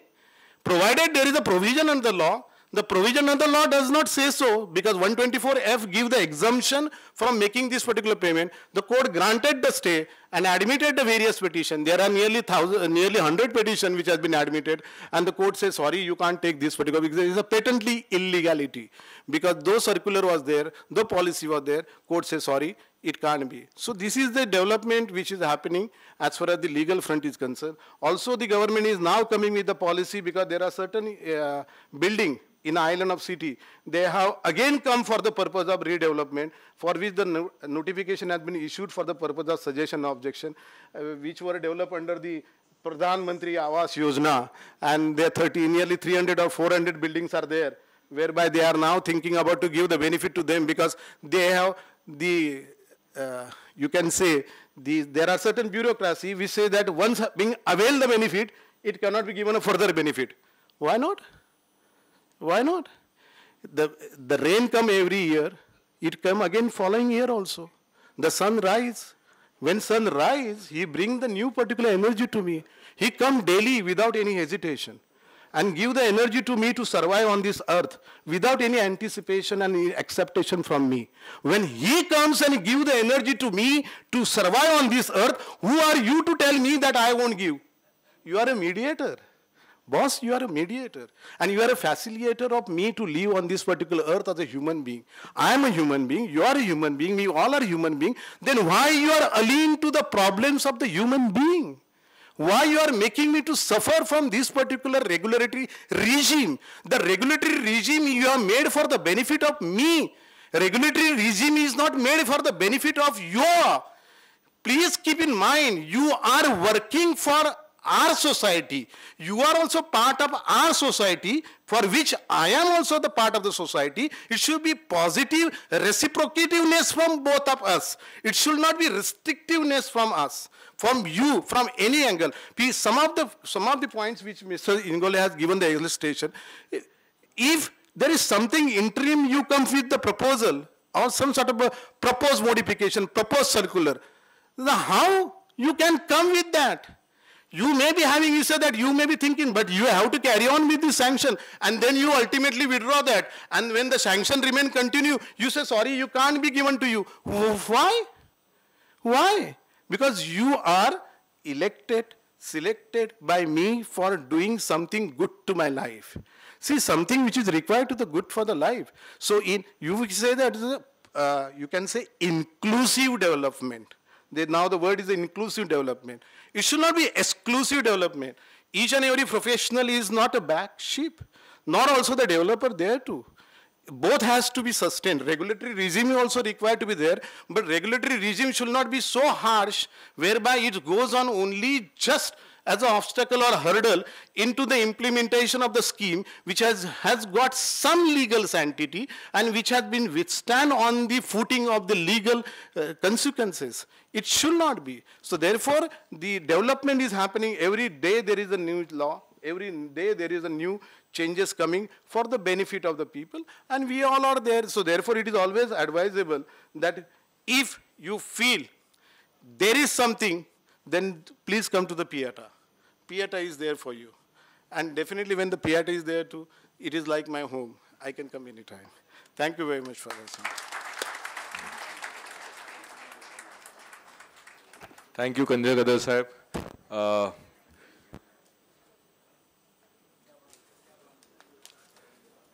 So we had these three wonderful presentations. We are open for questions now. Anybody has any questions? I request Neerav Hingu, my co-host, who's going to be also coming in the stage later on, and maybe somebody else who can help us to correct some questions and maybe we can have some answers. One thing I feel is that what Isore Sahib said, that we are awaiting the circular probably of 20 over and above road setback. 27th May 2016 को जो भी proposal ongoing था उसको मिलना चाहिए. That is what we are saying, and I hope that it happens that way, Isore Sahib, as you have presented it so clearly, that how it should be in your presentation. Any questions? See, everybody is clear, so it's so very nice. So it's so good that the presentation was good. Any questions? Okay, great. Anil Patil sir. Yours is even bigger. Okay. Any other questions we have here? Hello. Okay, Chitrankar. Yeah. I'll first read the question. In CRZ areas of 500 meters, plans of hospital building are approved before finalization of CZMP as per DCRs of 1967. That's correct, as per the DCRs as prevailing as on 19 Feb 1991. IOD is granted and now revalidated and got NOC from MOEF for 4 FSI. Okay. Now, after finalization of CZMP, my clients wants to take advantage of one additional FSI as per DCPR 2034. Please clarify whether I have to provide parking etc. as per DCR 1967 or DCR 2034. See, according to me, if your plans are approved for 4 FSI and already work has been started and you already have the NOC from the ministry and work is ongoing, there are two options. You can continue the work, correct? So you can continue the work, take occupation for 4 FSI, and then you can avail for one additional FSI 4 to 5, wherein you will be able to get the revised CRZ clearance. At that point of time, this parking issue, because I think you want to take advantage of both, that is 67 as well as 2034. So now you have got choice, you continue as per 67, complete the building, 4 FSI, rest the proposal, come with the amended proposal. At that time, I think our BMC 96B DCPR 2034 will apply. Exactly. So क्या अभी सब नए को भी आपको 67 लगाने का? We are just tired of 67 and 91. Balance potential. Yeah. There I think You will not take occupation. Your parking will be for the only additional FSI. So you have taken 4 under 67, you take one more under 2034 96B balance potential, your parking for the balance will be as per DCPR, the earlier one will continue as per 1967.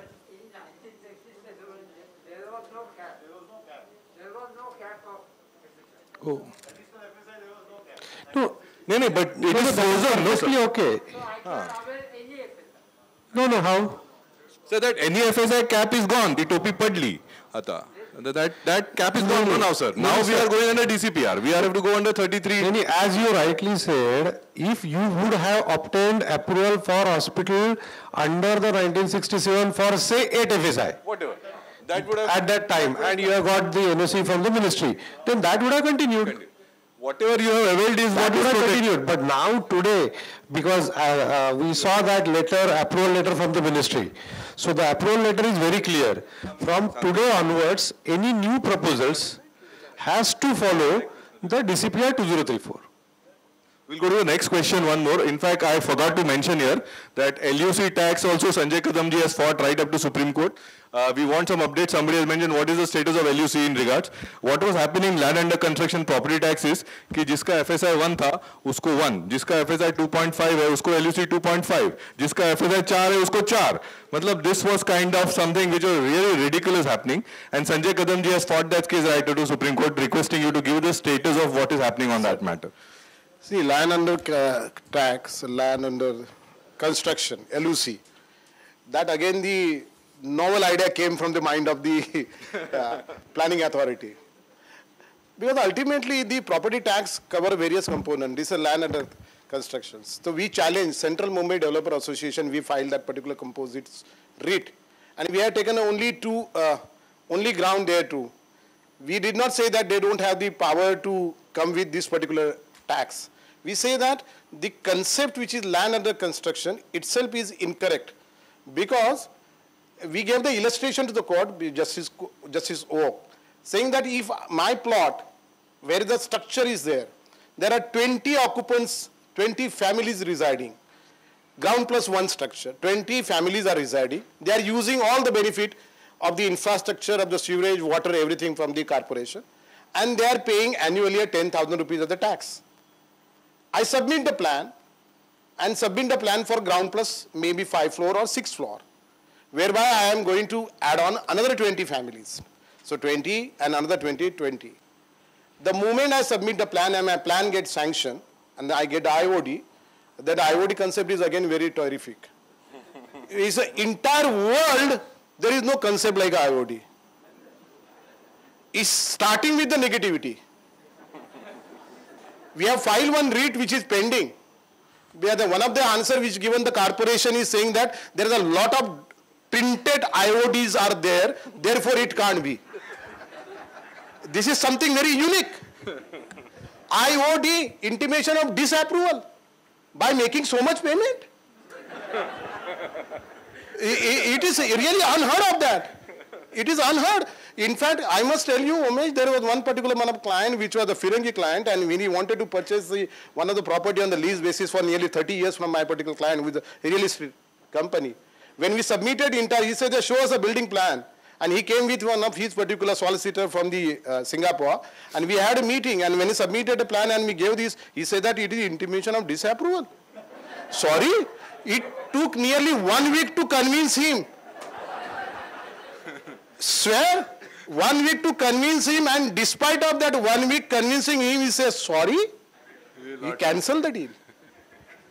Intimate, and with that my client said, now file a REIT for this IOD. So that LOC is coming out of that. So we say that if there are 20 people who are paying 10,000 rupees, I demolish it, then I discontinue the water, discontinue the facility. Suddenly the tax goes 1 lakh rupees when nobody is using it. And that catches the eyes of the Justice Oak. He said, how it could be? Then we gave him calculation.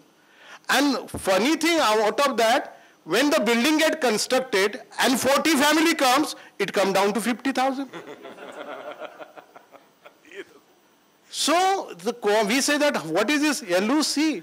So court strike down that particular rule 20, 21 and 22, which says that multiplication factor of the land component taken from the LOC. If your land potential is 3, then they used to multiply by 3 times. Something in the castle, you can't tax it here. How it is something illogical. For example, if there is any particular product which has been in the process of a machine, you put a raw material of the 3-4 components and in the machine, and then the final product comes and the tax will be on that. It is not in that particular process. So therefore, LOC what itself was, we say that, sorry, we are not against the taxation, but taxation should be reasonable. It can't be, we say that very well, if there is a 10,000 annually, you make it 20,000. But not, it can't be a 1 lakh under this. And therefore the Supreme ultimately won it in the High Court. High Court judgment now the BMC has carried into challenge the in Supreme. What is the status, sir? The status, there are so many intervening people have come.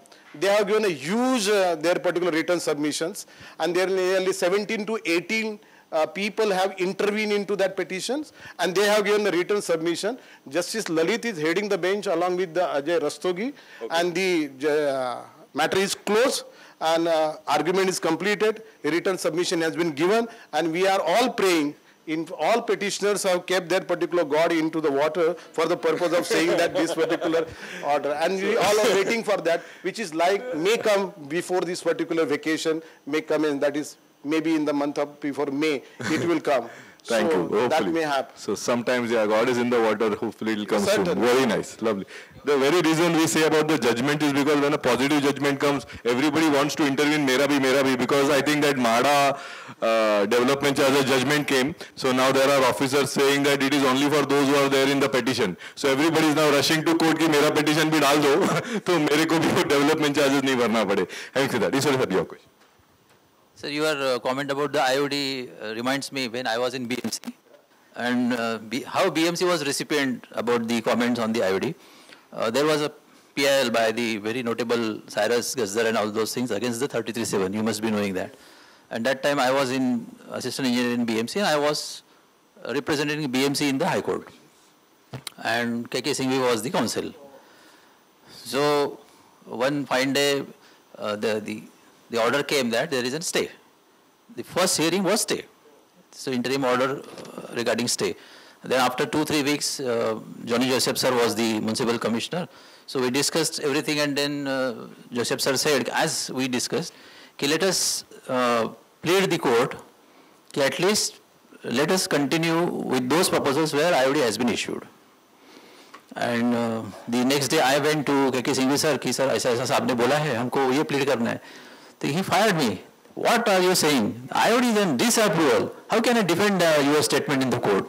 अरे court सुनेगा नहीं, अपने को हकाल देगा वहाँ से. So the BMC itself was at recipient in that time. Of course, subsequently after 2-3 months, even the LOI given by MADA was upheld by the court because considering the dilapidated conditions of the building. So IOD has something uniqueness in that. Yeah, because of the MMC Act, we still have to remember we are ruled by the British. Any other questions that we have for the? Yeah, Shashi Yadav wants to say a few. And Manoj bhai, your words up in. Kadam Sahib. Kadam Sahib. कदम साहेब मला एक development charges बद्दल प्रश्न विचारायचा आहे. 124 act प्रमाणे 1992 मध्ये development charge applicable झाला. After 92 I have developed one building. I have paid development charge at that time. Now after 30 years I come forward for the redevelopment at the property.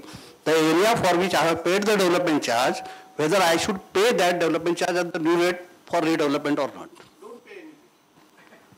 So now we have to fight for that also because everywhere for redevelopment, development charges. Ownership of that plot continue to remain with the local authority? No. It is. I'm not talking about the ownership. It's a private plot. I have paid the development charge for the X area. Hello, can you hear me? See, exemption of the development charge is only if the land owning authority is a local authority, not a private. Sir, I'm not talking about that. I'm talking about the different thing. I have paid the development charge. Yes. For a suppose 1,000 square meter built up area. Yes. In 1995, I constructed a building. Yes. Now I demolished that building and again reconstruction. Yes. Again, whether I need to pay that development charge at today's rate. Of course. No two way. 10 times you demolish, 10 times you pay. Yeah. Okay. Point is taken. Okay, we have some question. Iswar sir, you. Whether LUC can be, you want to answer to that?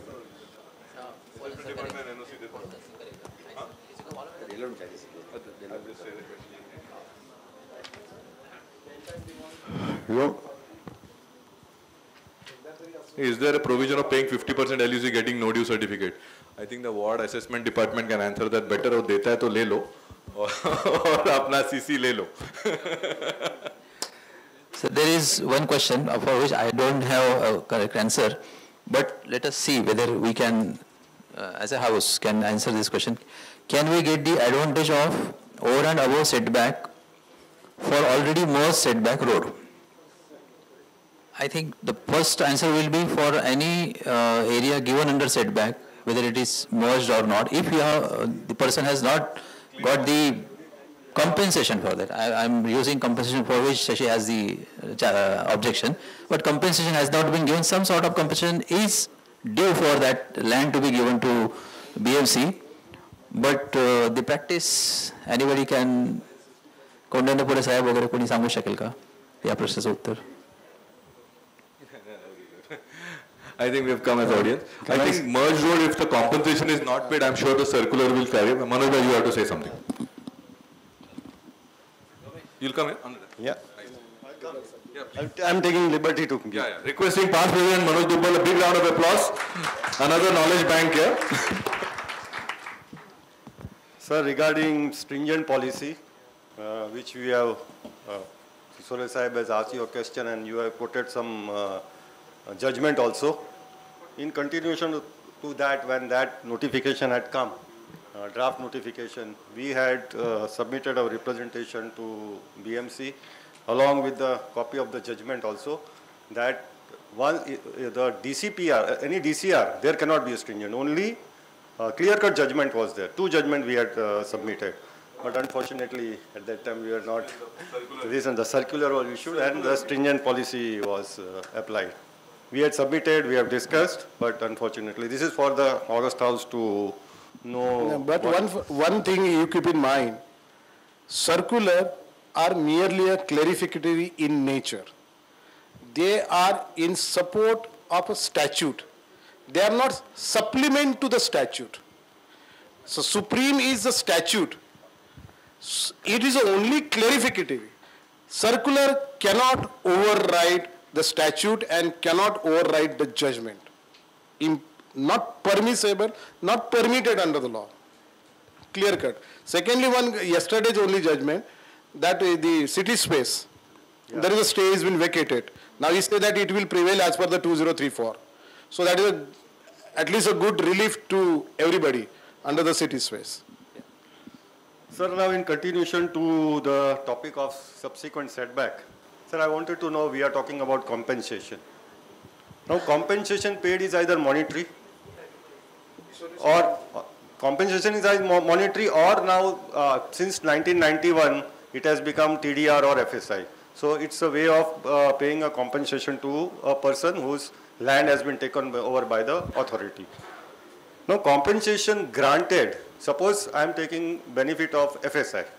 So when can I say that my compensation is granted? Whether CC is granted, that is considered legally, sir. CC is granted is considered a compensation, or occupation granted is a compensation, not approval. Approval is subject to the condition of CC. I am unable to construct my area of that equivalent area.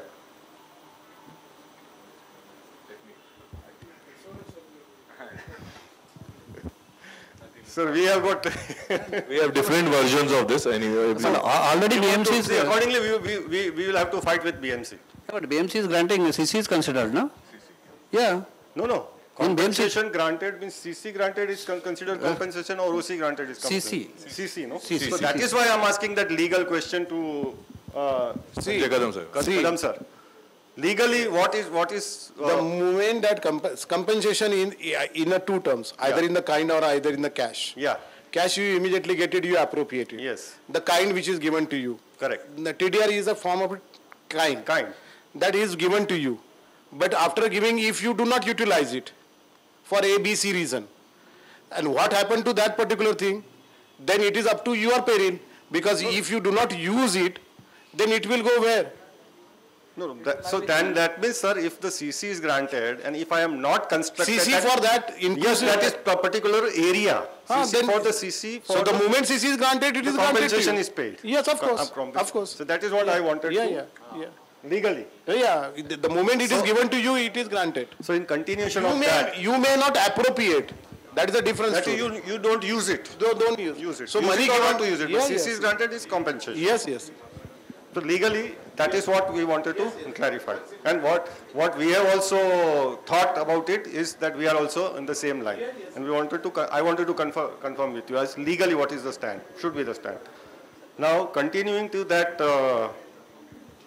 over and above FSI, which Isore has said 27th May, I little bit differ in front of everybody, and don't consider that this is, we are...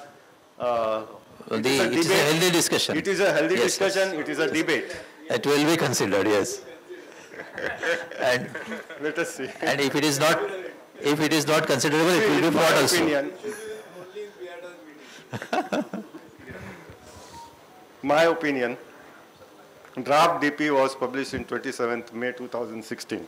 Yes. That was draft. As Kadam Said has also pointed out, draft is a draft. It cannot be implemented. So draft was on 2016. And at that time, when draft came in, DCR 1991 was applicable.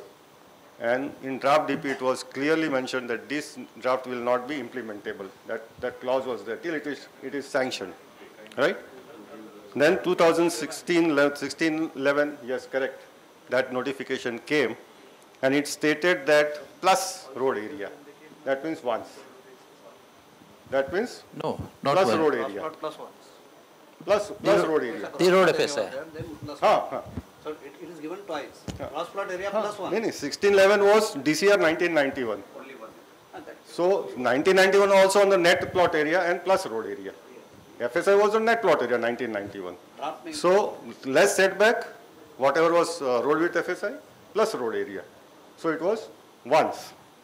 Then came our sanction 2018, which clearly stated that over and above 2 times. Correct? 16 November was also 200%, sir. No. 16 November was 200%. 200% 16 November. No, he has mentioned 200%. There in the regulation. You have mentioned in your PPT once. No, he said 27 May was once, 16 November was 200%. So in my opinion, 16/11 should be the cutoff date, not 27th May 2016. That is what I wanted to say. And that too I confirmed with Sir that CC is a compensation. So whereas CC is granted prior to that of the road area, cutoff date should be 2016. Yes. I will. I think here Sandeep Isore Sahib said legally that 27 May road setback over and above was in principle and Correct. That is why now the compensation has become 200%. So over and above was already proposed. That's what I think Isore Sahib Actually- said. Proposed cannot be implemented. Actually, That is my contention. ऐसे होता है ना कि जब हम Sir, what is your I opinion? think that discussion can go on in a different forum. नहीं, I will answer it. I will answer Proposed it. can be implemented. I will answer it in the constructive way. When we are about to deliver our presentation somewhere, so हमारे दिमाग में होता है ना कि मैं ऐसे बात करूँगा, ऐसे चालू करूँगा. So I was to begin with आओ चले सेटबैक की सैर करें. बट वो मैं भूल गया वहाँ स्टेज पे जाने के बाद. तो मैंने सिर्फ वो सैर कराया आपको कि what started when. So it first started on 27 May 2016 to give over and above compensation of setback area. कितना था, क्या था, that is a different thing. So the idea came from that day. So please consider that day. And even though that was draft, it was sanctioned subsequently in the same way. And why the other proposed modification need not be given weightage, because it was never sanctioned and it was sanctioned the other way.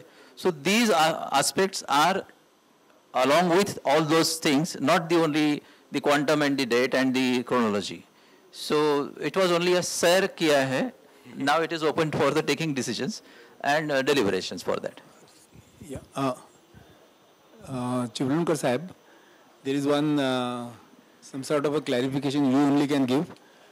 And he has given me also, but now just for the people, as Dubal came and wanted to, the question is like it has been said that all those trivial permissions of shifting the walls and amalgamation and small repairs, CRZ committee has absolved themselves and they have said those things should not come. Similarly, in section 7, part Roman 6, it is said that if the built-up area is restricted to 300 square meters, then also it should not come to that. For example, there is my own bungalow and small lift is being proposed, or some watchman cabin I am doing, the area of which is less than 300 square meters, I think it should not go to the CRZ committee, but the local authority should pass it. So, what do you want to say about it, Chiblunkar Sahib? Yes, actually, I'll answer 3-4 questions. First, I'll answer Sukhatme sir's question. I'll quickly read the clause. Only for self-dwelling units up to a total built-up area of 300 square meters, approval shall be accorded by the concerned local authority without the requirement of recommendations of concerned coastal zone management authority, and such authorities shall, however, examine the proposal from the perspective of coastal regulation zone notification before according the approval. So obviously the planning authority has to see whether it is on the landward side of the road or authorized structure, something like that, and whether it fits into DCPR 2034. Now here, even though the wording is there, the total built-up area, they have used a self-dwelling units up to a total built-up area of 300 square meters. Basically, let me tell you why this provision was made. This provision was made for all the proposals, for right from, Sawantwadi to Ratnagiri to Panvel for their own houses, which hardly are. All Konkan is really poor. All of us are no. So nobody is having a house more than 300 square meters, right? 300 square meters is a luxury. So their own dwelling house, if they are constructing, then for them, they should not be compelled to come before the authority. Because I remember the people from Sawantwadi used to come and sit for the authority for 6 hours. And they used to travel from Sawantwadi to Mumbai. So, yeah. For even their small house. So that was the main provision. But according to me, since they have specified, the mandate they have specified, even though the preamble before that was for this Mufasal area, rural area, according to me, since they have already given the 300 square meters leeway, a test case can easily be recommended by planning authority to MCZMA that our opinion is this, that this is just a proposal of lift. And that too, we know all our lift cases are for on the recommendations of some heart surgeon or something like that. The 5th floor person is staying and he is unable to, climb the stairs. So at least for such proposals, a test case can be sent to authority. I presume that should be got cleared by the authority, and then that will become a policy. So they should not be worried. At least for such small proposals of lift and all that, people should not go to the authority and wait in a queue for 6 months and 8 months altogether. At least one test case we can do, of course, if the all authorities agree and if obviously the municipal commissioner, honorable commissioner sir agrees.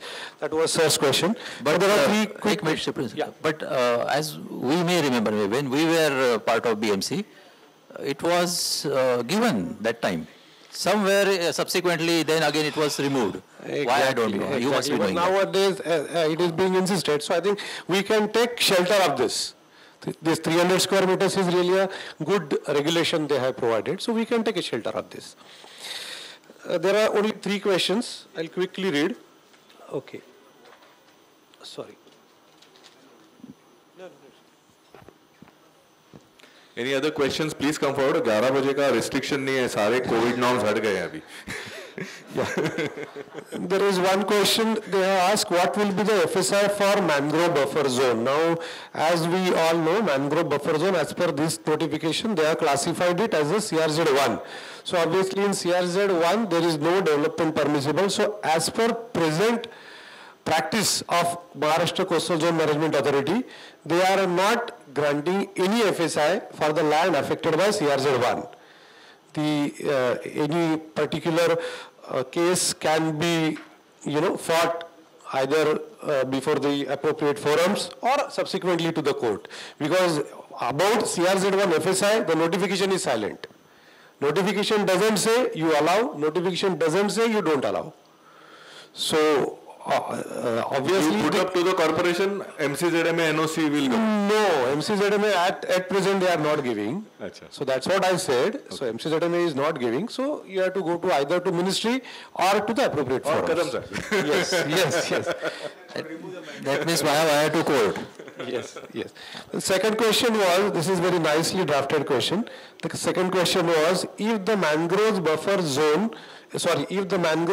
is on private land, then it should not be considered as mangrove buffer. Then what should be the category of the land under CRZ? No, I think there is, I have not, it is my fault. I have not been able to communicate you properly. See, all mangrove buffer zones are on private land only.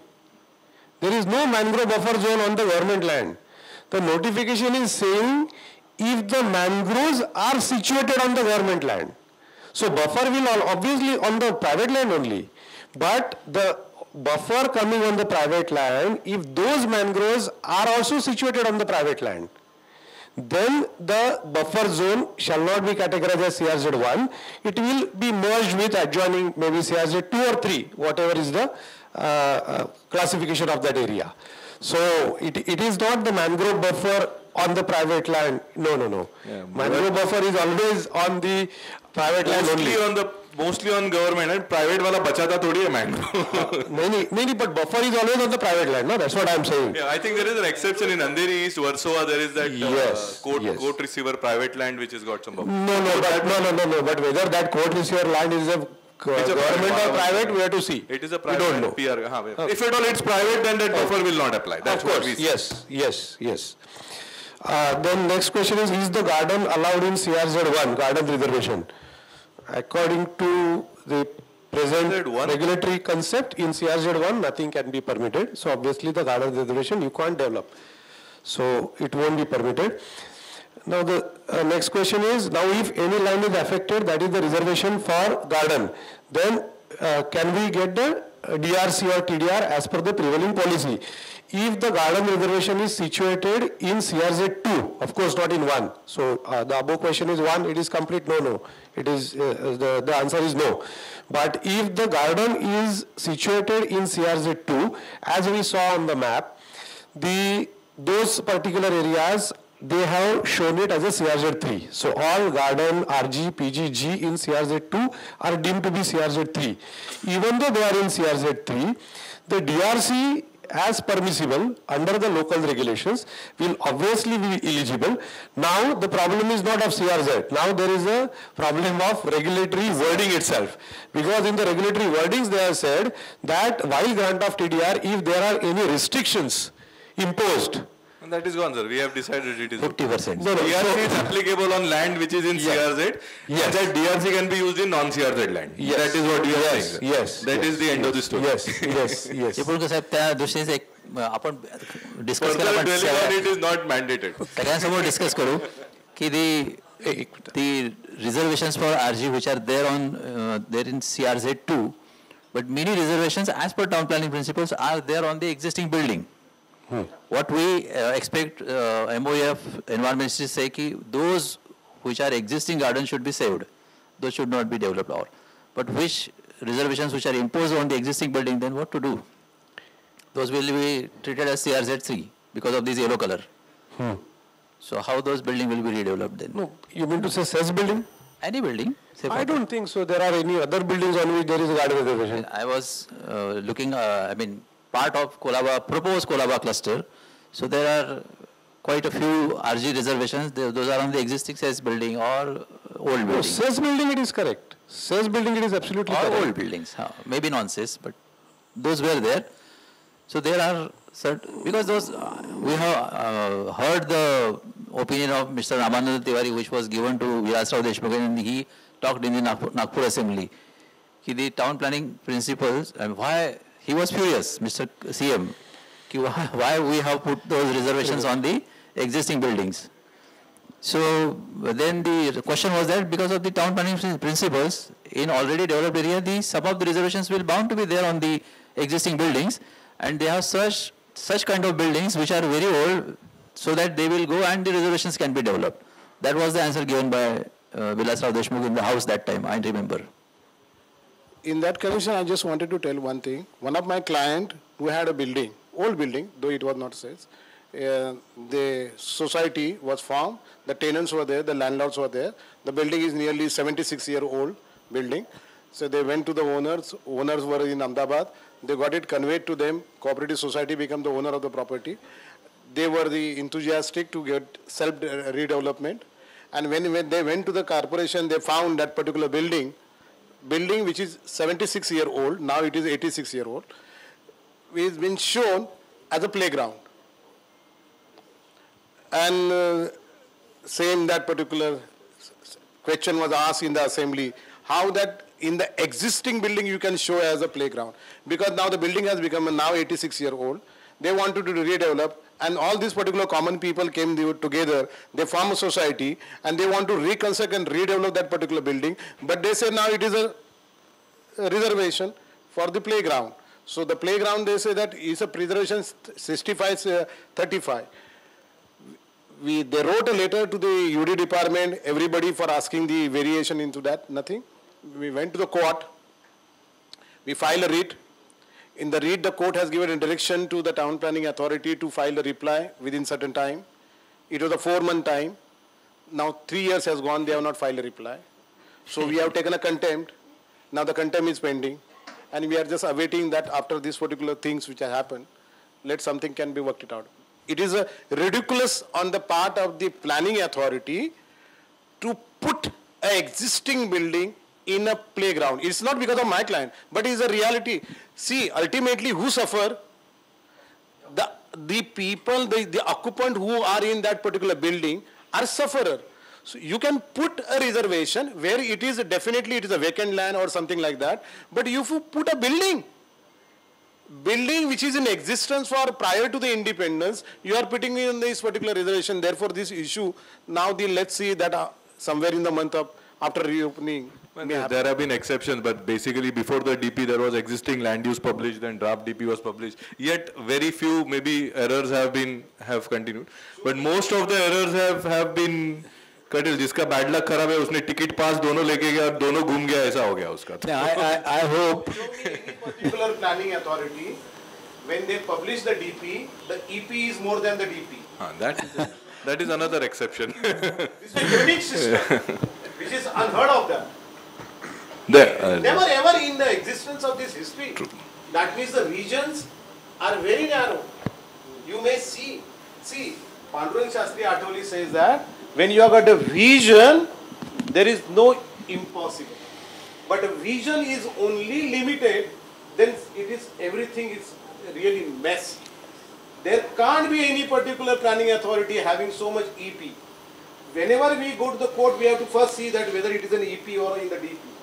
It is very, very, in fact it is not good on the part of such a big state, making such a metro cities, which is considered to be financial hub of the world, such a messy affair of the planning with improper application of that.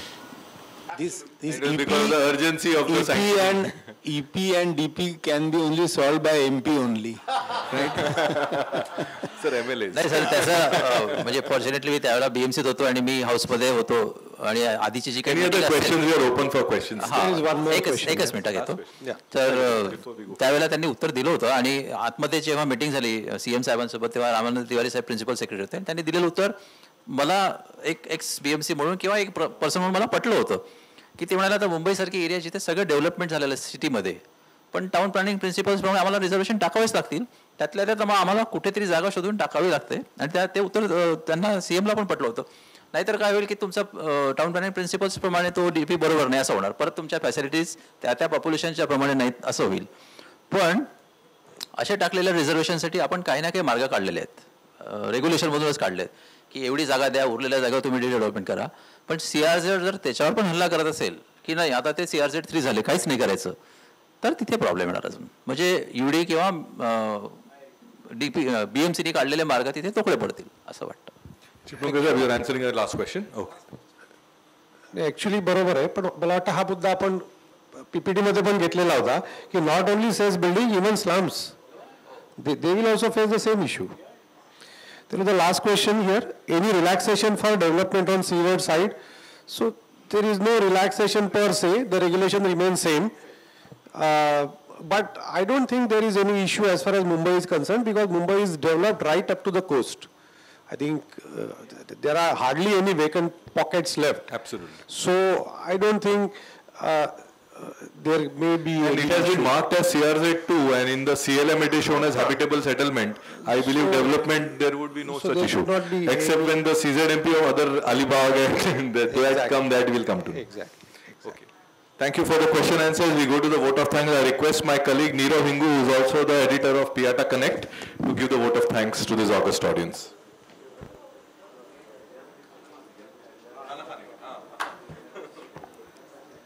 Good evening, everyone. It is my pleasure to give the vote of thanks for today's seminar. I'm sure everyone has enjoyed the intricacies and details given by all the speakers with regards to various circulars and notifications. At the very outset, I would like to thank President Pieta, Mr. Samir Hingu, because of which last 1.5 years, various online seminars and webinars were conducted. And finally, we have started with the first live seminar, and it is a good start for many more to come. Second, I would like to thank Sirish Sukatme sir. Because of his brainchild, this seminar was conducted, and he always comes up with new ideas and ways to connect with the fraternity and share and impart knowledge. Not to mention our Vice Presidents, Sandeep Isore sir and Shashi Yadav sir, with their wisdom and knowledge, it wouldn't have been possible to organize this seminar. Further, we had great speakers today, Sandeep Isore sir, Gopal Chiplungar sir, Senior Advocate Sanjay Kadam sir. It has been a pleasure listening to you all and, in enlightening our knowledge and how to interpret all the circulars and notifications which have come. It was surely a great experience listening to all of you. Next, I would like to thank my host and host, Mr. Yomesh Rao, for hosting the event beautifully and also, maintaining the flow of the event as he usually does in a best possible way. Last but not the least, our sponsors, without whom this event wouldn't have been possible, because our sponsors have always been share the same common goal of imparting knowledge with everyone through PIETA. So, list of the sponsors: Space Age Consultants, CREDI MCHI, Naredco, TKL Infra Developers, Flora Marble, Engineer Vijay Gorodia, and Integrated Real Spaces. So, we thank you all for your sponsorship and look forward to further association, future for many such events. And last but not the least, I would like to thank all our MCGM colleagues for gracing this occasion. Sir, we appreciate your presence and it surely helps a lot. And the audience, thank you for participation, and we would like to request you to move forward for dinner. And with this, we would like to announce the end of the ceremony. Thank you.